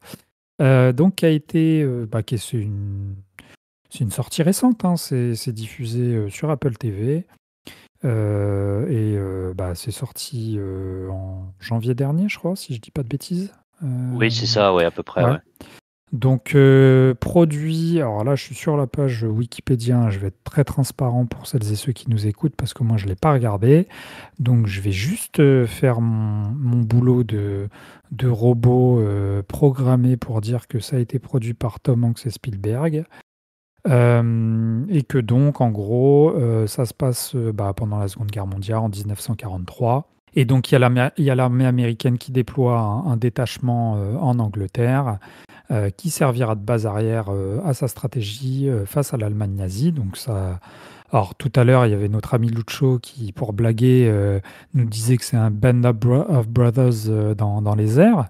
Est-ce qu'on peut dire ça? Et d'ailleurs, on salue les potos Guilou et Lucho qui sont partis et on introduit mon poteau Yannou. Comment il va, Yannou? Et puis après, il pourra tout de suite enchaîner sur sa critique de Masters of the Air. Yannou, comment tu vas? Bah, pas trop mal. Fin de semaine, donc Fin de un peu semaine. compliqué. Je pense que Ouais. j'ai laissé 2-3 neurones au boulot, quoi. Mais voilà, on va se reposer et puis on va reprendre la manette.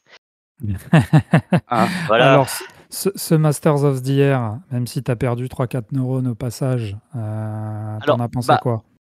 Masters of the Air, en fait, je pense que ça va être quand même un petit peu un des gros axes pour moi parce que j'adore Band of Brothers. En fait, j'avais vraiment adoré cette série. D'ailleurs, je l'ai même revue parce que, en fait, Masters of the Air m'a donné envie de revoir Band of Brothers. Et le truc, c'est que justement, c'était un petit peu ce qu'on pouvait attendre quand même, encore une fois, parce qu'il faut rappeler que Tom Hanks et Spielberg sont tous les deux fans de la Seconde Guerre mondiale, et particulièrement Tom Hanks. C'est pour ça qu'il a produit Band of Brothers, The Pacific et Masters of the Air. The Pacific parlait de comme on pourrait s'en douter, du pendant de la Seconde Guerre mondiale contre les Japonais dans le Pacifique. Et je trouve que justement la comparaison tient pas vraiment le choc. Et je pense que c'est aussi parce que en fait la première série Band of Brothers commençait avec un concept très fort, c'est-à-dire que avant chaque épisode, on voyait des vieux monsieur parler et donc de leur expérience du combat. Et donc, c'était effectivement les personnages qu'on voyait dans la série, et parce que les soldats étaient toujours vivants.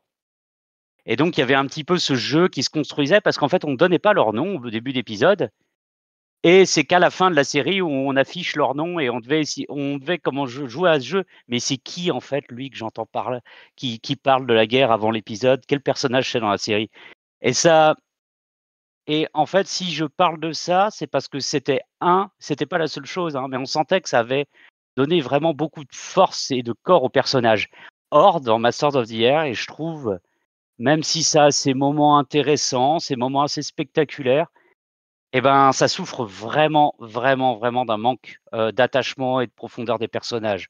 À part un ou deux personnages qui sont plus développés et auxquels on peut plus s'attacher, comme Crosby, celui qui, d'ailleurs, c'est peut-être à peu près le seul dont je me rappelle du nom, à part Buck et Bucky, les deux héros.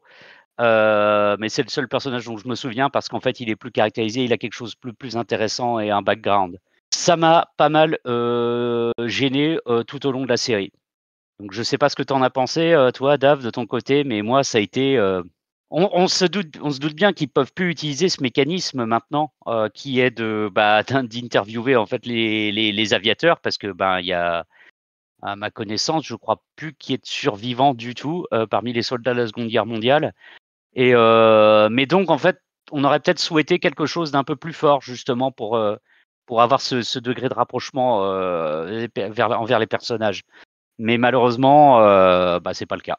Dave, tu partages le ressenti d'Yann?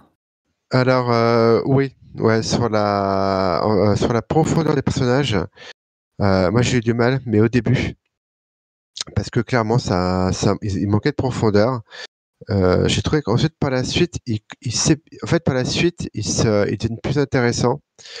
Mais tous les personnages sont pas forcément, ont pas forcément un bon background. Par exemple, celui qui est interprété par Austin Butler.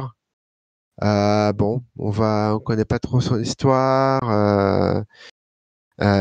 Crosby, comme tu disais, Yann, oui, Crosby, lui, il est intéressant.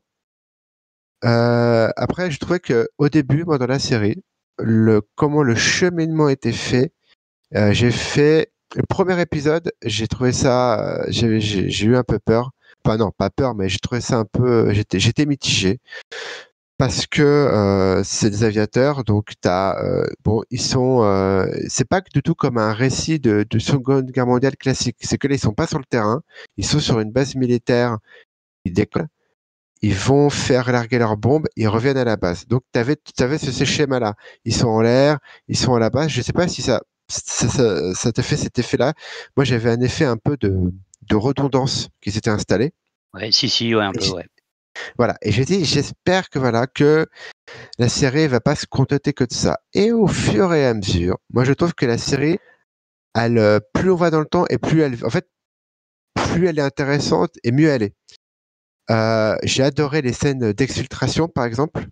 Dommage qu'on n'en vaille pas assez, mais je trouve qu'elles sont intéressantes. Les aviateurs dans le monde du cinéma, dans les films de Seconde Guerre mondiale, ils sont assez occultes en général. On parle pas beaucoup d'eux. Faut savoir aussi, c'est eux qui font le plus de victimes innocentes. Ça, c'est la série. Il y a un personnage qui, en fait, ils n'ont pas le temps pour les remords. Ils veulent, mais ils le savent. J'aurais peut-être trouvé ça intéressant que la série justement en parle en fait de ce qu'on voit à un moment donné, il arque des bombes sur une ville allemande, il tue des familles, il tue des enfants, il tue des mères, il tue des pères. Et la série en parle pas assez, montre pas assez ce côté-là en fait de ces gens qui vont tuer énormément de vies innocentes, plus que les soldats qui sont à terre. Je suis parfaitement d'accord, c'est dommage parce que surtout qu'il y a un gros thème, hein, parce que il y a la ville de Dresde notamment qui a été bombardée, on dit en guise de vengeance, hein, parce que les Alliés avaient pris une défaite, je sais plus où, et c'est le nombre de victimes civiles est monstrueux. C'est des dizaines de milliers de victimes civiles. Je sais plus, en fait, parce que j'avais été à Dresde justement, il y a un musée sur le sujet, hein, et qui fait aussi les comparaisons sur les victimes civiles de guerre, et il disait que c'était quasiment autant qu'Hiroshima et Nagasaki, hein. Donc c'était monstrueux. Et c'est vrai que ce thème-là est pas assez abordé, je sais pas, c'est le contexte historique, je trouve, est pas ultra fort. Alors, on pourrait le comprendre si justement c'était très très très centré sur ces aviateurs et leur vie, et si on avait, je sais pas, plus de matière. Mais or, justement, je trouve qu'il n'y en a pas assez. Et du coup, je me suis demandé, mais qu'est-ce qu'on regarde exactement, en fait, et à quoi on s'intéresse vraiment? J'ai trouvé ça un peu dommage. Alors, je dis pas que rien ne m'a intéressé, hein, mais je dis que c'était un peu tiède pour moi, en fait. C'est-à-dire qu'il y avait pas, il y a pas d'épisodes qui m'ont provoqué un grand engouement. Parce que justement, en fait, il y avait des parties intéressantes et d'autres qui l'étaient moins. Ouais, moi je trouve, comme je disais, je trouve que plus on avance dans le temps dans la série, et plus j'ai pris plaisir à la regarder. Plus je trouvais les personnages devenir plus intéressants, même si certains étaient mieux logés en termes de background. Je m'attachais à ces personnages parce que c'est une série chorale, hein, de toute façon. Hein. Elle évolue où à un moment donné, dans chaque épisode, tu vas avoir un personnage qui va être mis en avant. En fait, des sortes de changements comme ça. Ça va pas rester sur un ou deux soldats. C'est qu'à un moment donné, t'as un mec, il arrive, tu l'as pas du tout vu, il arrive au milieu de série, un nouveau soldat, et voilà, là, il va être une sorte de premier rôle pendant un temps. C'est ceux qui couvrent les camps de concentration. Donc ça, je trouve intéressant. Il y a tous les soldats aussi afro-américains. Bah, t'aurais jamais vu ça avant. Enfin, toi, moi, là, tu les vois. euh, Justement pour Ouais, ces soldats afro-américains, moi, je trouve ça justement dommage parce que là, il y avait un sujet extrêmement intéressant parce qu'il y a des thèmes en fait, ouais. justement, comme quoi on nous dit que finalement, en fait, ils sont, en fait, c'est plus spécifiquement en fait, bah, je sais pas si on dit non, c'est pas une brigade, mais bah, je me rappelle plus du mot. Tiens, vous m'excuserez, je suis un peu fatigué. Mais en fait, justement, ils représentent un groupe d'élite parce que finalement, ils ont beaucoup de missions, ils sont très bons, mais comme il est précisé dans la série, ils ne sont pas, en fait, ils sont à peine gradés. En fait, c'est-à-dire Mm. que c'est bien sous-entendu que s'ils étaient blancs, ils seraient déjà en fait colonels ou ils auraient déjà un grade bien nettement plus élevé. Et notamment une mission où on les envoie bah, en Afrique et on leur dit bah oui bah les gars en fait la mission vous aurez à peine assez de carburant pour rentrer et même certainement pas Mm. assez. Et en fait on se dit tiens il y a tout un il y a vraiment le cœur de quelque chose d'intéressant. On se dit mais on Ils n'aurait pas creusent pu pas faire assez, quoi. la série sur ces personnages-là. En fait moi à ce moment-là je me suis dit ça. Après, Ah, il y a tellement de possibilités. parce que Ouais, on a c'est pu vite faire ça. expulsé, hein. C'est un seul épisode, Bah, hein, à peine. ouais, c'est vrai. Bah, tu vois, moi, c'est plus le côté euh, exfiltration où j'ai vraiment bah, après, après, je sais pas comment peut-être ils ont dû couper, mais le côté, comme ils exfiltrent les soldats, je trouve ça hyper intéressant. Mmh. Quand ils sont en Belgique, ils passent par, je sais plus quoi, par l'Angleterre et tout. Je trouvais que bah, là, j'étais sur ma fin, quoi. Toi, t'étais sur ta fin, sur ces aviateurs africains. Moi, ça a été sur ça. Euh, en fait, c'est vrai que des fois, là, il y a toujours ce patriotisme américain déjà quand tu regardes le générique, c'est quand même voilà, le patriotisme américain dans toute sa splendeur. Ouais, la série, peut-être qu'elle aurait pu faire quelques épisodes de plus pour parler justement de ces sujets-là. Je sais pas, comme je disais, je trouve que dans les derniers épisodes, moi, j'ai pris plaisir vraiment à regarder. J'ai eu du mal au début. J'ai eu du mal au début. Bon, j'ai du mal avec les personnages, je rentrais pas dedans. Et Et puis quels après, personnages t'ont plus intéressé, en fait, vers la fin? Parce que je trouve que les héros, les 2, à savoir, hein, je rappelle qu'ils s'appellent Buck et Bucky, c'est un espèce de jeu entre eux, hein, parce ouais, qu'ils ouais, ont ouais, presque ouais, le même ouais, surnom. ouais, ouais. Mais je trouve que justement, en fait, ces personnages-là, même jusqu'à la fin, ils s'épaississent pas beaucoup. Il y en a d'autres, en fait, des plus secondaires qui prennent un peu le devant, qui sont un peu plus intéressants. Mais on rappelle que Band of Brothers le fait dès le début, hein. Dès le début, dans les épisodes de Band of Brothers, il y a des personnages qui sont mis en avant, qui font un peu la voix off quelquefois sur certaines parties des épisodes, qui deviennent des narrateurs en fait. Donc ce mécanisme-là existe depuis le début de cette trilogie de séries. Et là, justement, ça, il n'y a pas vraiment de nouveauté de ce côté-là. Et j'ai trouvé que justement, encore une fois, bah, ce manque de profondeur personnage bah, le fait pas très bien. Et c'est marrant parce que tu parlais de l'épisode où il découvre les camps de concentration.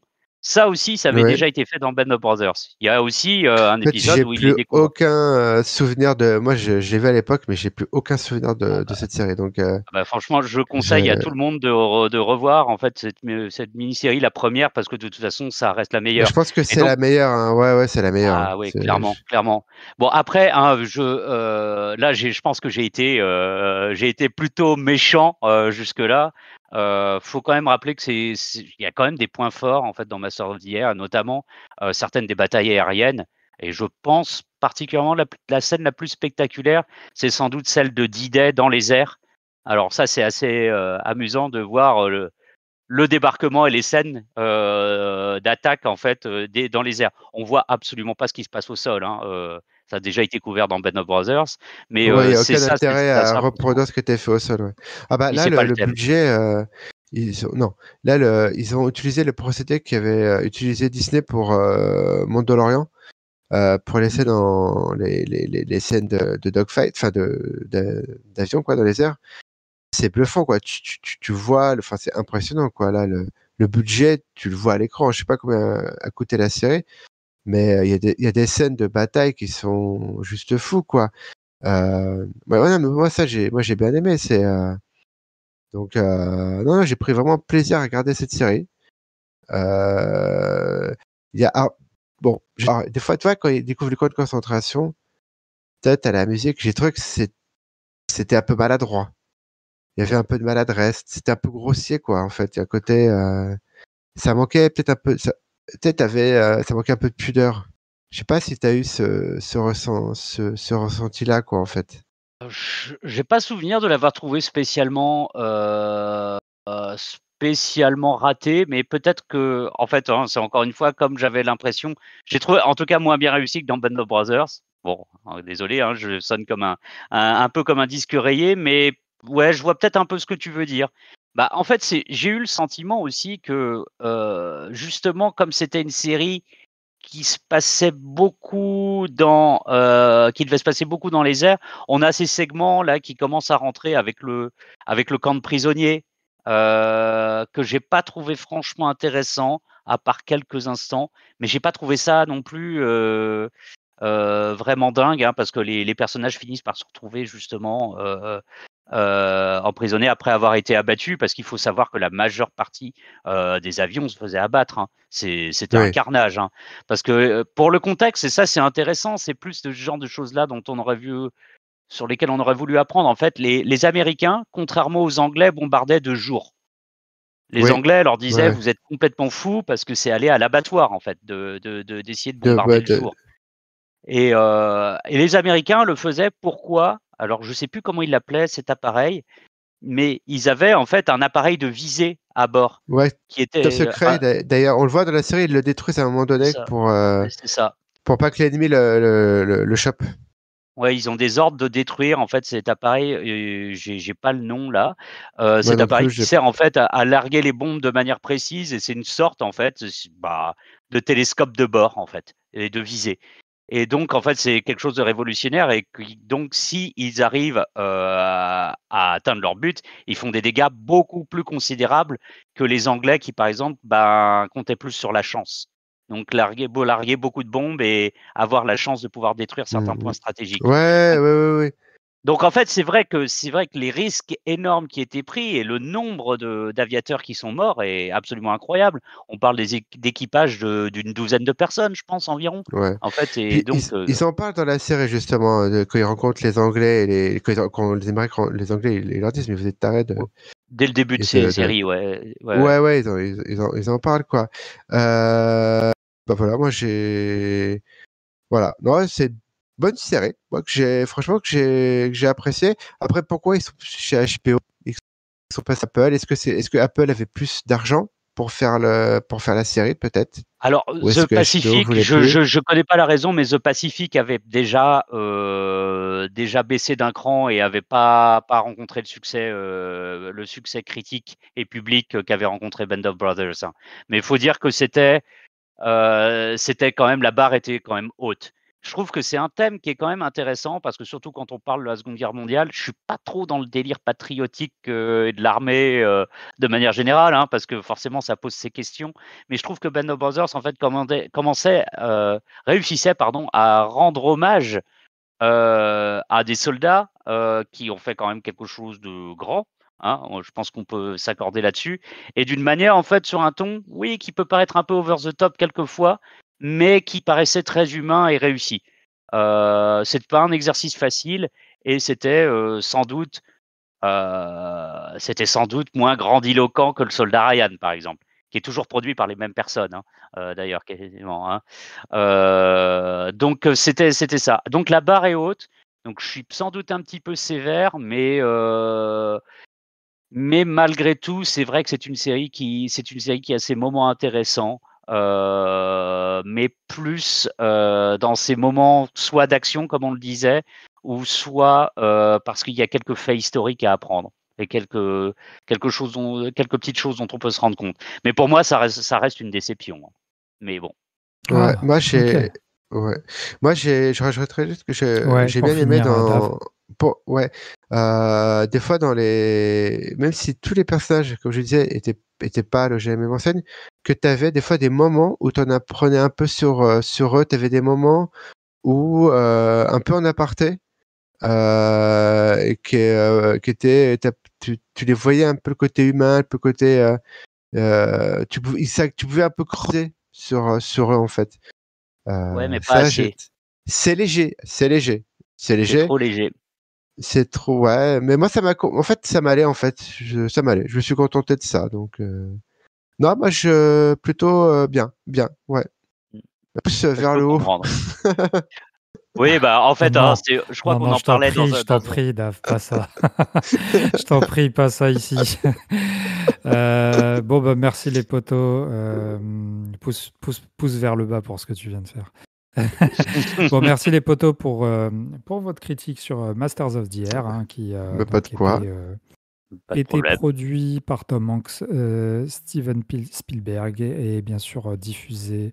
Alors je viens de voir, hein, quand même, que Apple TV, que Deadline disait que le coût de production pour les 8 épisodes, c'est quand même 200 millions de dollars, hein. Donc je comprends pourquoi HBO a décidé de ne pas, peut-être aussi parce que The Pacific n'avait pas trop marché.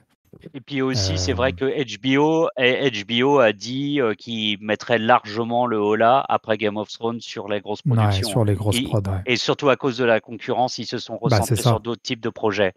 Et ce qui a Ouais. été un super choix stratégique, à Et mon c'est avis. tout à leur honneur, bien sûr. Franchement, ouais.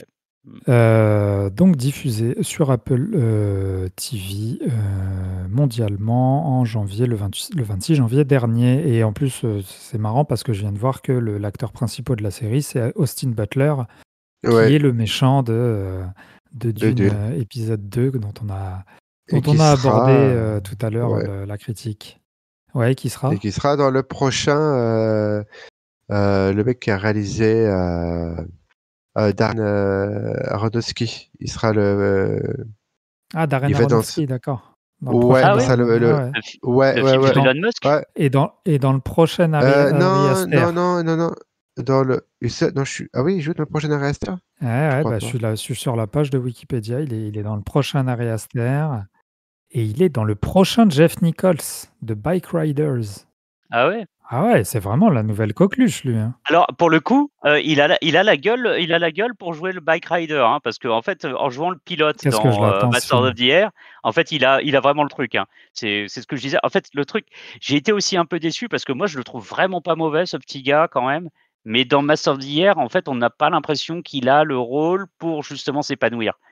Quand même, on est d'accord, Dave, hein, tu vas pas dire que ça peut. Ouais. Il y a pas de performance éclatante parce que il y a pas grand-chose à jouer, hein. Ah oui, c'est ça. J'ai eu du mal avec.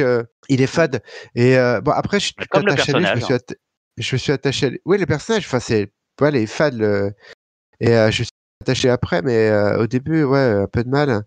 Et puis, en fait, à un moment donné, tu crois qu'il est mort. Et en fait, coucou, il est pas mort. Bon.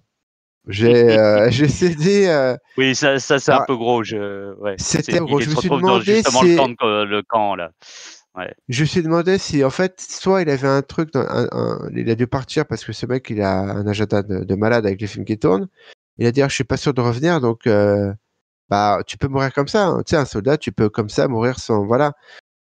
Pour moi, c'était plausible. Toi, qui meurt, qu'on voit pas sa mort, mais qui meurt comme ça. Bon, après, tu le Ça aurait été revois. sans doute plus impactant. Il y avait quelque chose de plus Voilà, intéressant. j'ai souri, et après, j'ai dit, bon, tant pis, je continue l'aventure. Bon, parce que les deux héros se retrouvent dans le camp de prisonniers, du coup, et on voit que l'autre ne peut pas se faire à sa mort. Et en plus, on le sent venir à un moment, hein. Quand même, on sent, en fait, on se dit, mais tu n'es pas mort, ils vont se retrouver. Tu n'es pas mort. Tu n'es pas mort, tu es dans le camp de prisonniers.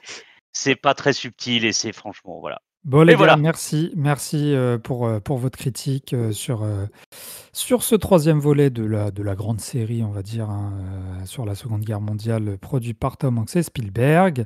C'était Nilam à la présentation de cet épisode de Fini les pellicules des rares critiques. On va saluer les potos Guilou et Lucho qui était avec nous pour la critique de Dune 2 tout à l'heure. Donc c'est le moment aussi, chers auditeurs et auditrices, si jamais vous aimez le ton et le contenu du podcast, d'envoyer plein d'amour, bien évidemment, hein, les étoiles sur votre plateforme d'écoute préférée, notamment Apple Podcast et Spotify aussi, hein, qui permet de noter. Ça nous ferait chaud au cœur. N'hésitez pas aussi à partager sur vos réseaux sociaux Le podcast, les émissions, hein, on est à 3 déclinaisons.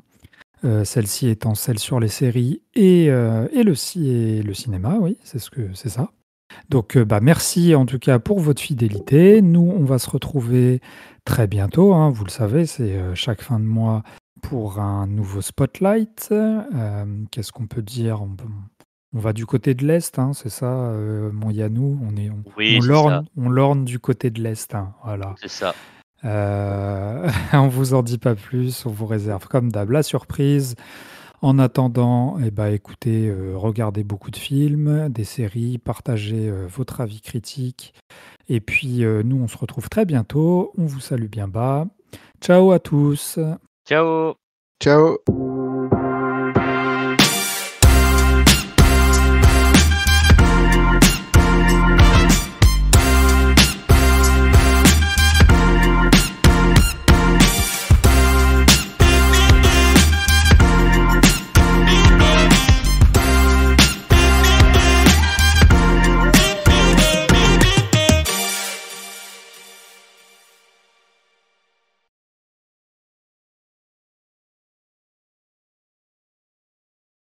Ouais, moi, je vais avoir pas mal de ponts aussi là pour avril-mai, mais je vais pas partir aussi loin. Je vais partir à Ouais, là, côté c'est de en Limoges. C'est pas la même destination. Ouais, C'est c'est un poil moins déjà- exotique. C'est moins Ouais, exotique. mais franchement, voilà. la Mais il baraque y a des trucs. qu'on va louer, elle est cool. Donc, ouais, je suis quand même pressé, même si c'est pas Madagascar. Voilà.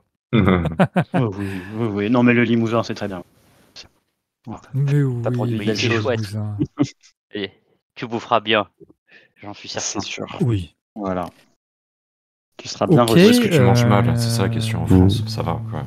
Oui, ça va. Ouais, c'est vrai que ouais. On n'est pas trop à plaindre, ouais. Non. Je confirme. Après avoir Alors, vécu au pays de la saucisse, la saucisse de merde, Et ouais, de la bière. et de la bière. Et la bière de merde aussi, non? Non, il y a des bonnes bières. Un peu dur, la bière. Il y a Non, de la mais bonne bière. c'était Nico un Brasserie, troll à quoi. moi. Je ne connais rien en bière, donc c'était un vieux troll de ma part. Hein. Mais oui, bah voilà, bah oui, parce que tu es un vieux troll toi-même, donc. Ouais. Oh, cette attaque. Ah bah écoute, Il est pas malade là. Ah, j'essaie de me réveiller, désolé Dave. Il s'est Ouais, reposé. bah non, je t'ai un peu piqué pour que tu te réveilles en fait. C'est justement, c'est fait exprès. Ouais, mais je vois ça a Ah. marché en fait. C'est vrai que Dave, Voilà. si t'étais un personnage de jeu vidéo, je te verrais bien en troll, tu sais, avec tes... Tu sais, arriver dans une forêt comme ça. Là, Oh tu non, Avec- moi je suis modeste. faire c'est peur à sûr. Hall, tu vois, faire peur à... Si t'as des versions de non, troll un non. peu plus en pisses, quoi, tu vois. Bramble. Ouais. Et dans les, Ah dans ouais, les ouais, jeux, c'est prends- pas toujours des méchants, les trolls. Hein. Non. Non, Et c'est même vrai. dans le folklore. Oui, dans le folklore aussi. Moi, Bah, je vous fais des bisous. Je vous souhaite un bon enregistrement. Bah Eh bien, merci. Ouais. Ça Guilou. marche.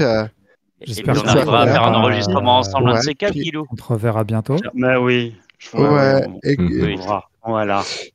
puis bon Allez. voyage. Bon, bisous Salut, à la merci famille. à vous. Ouais, et puis Ciao. profitez bien.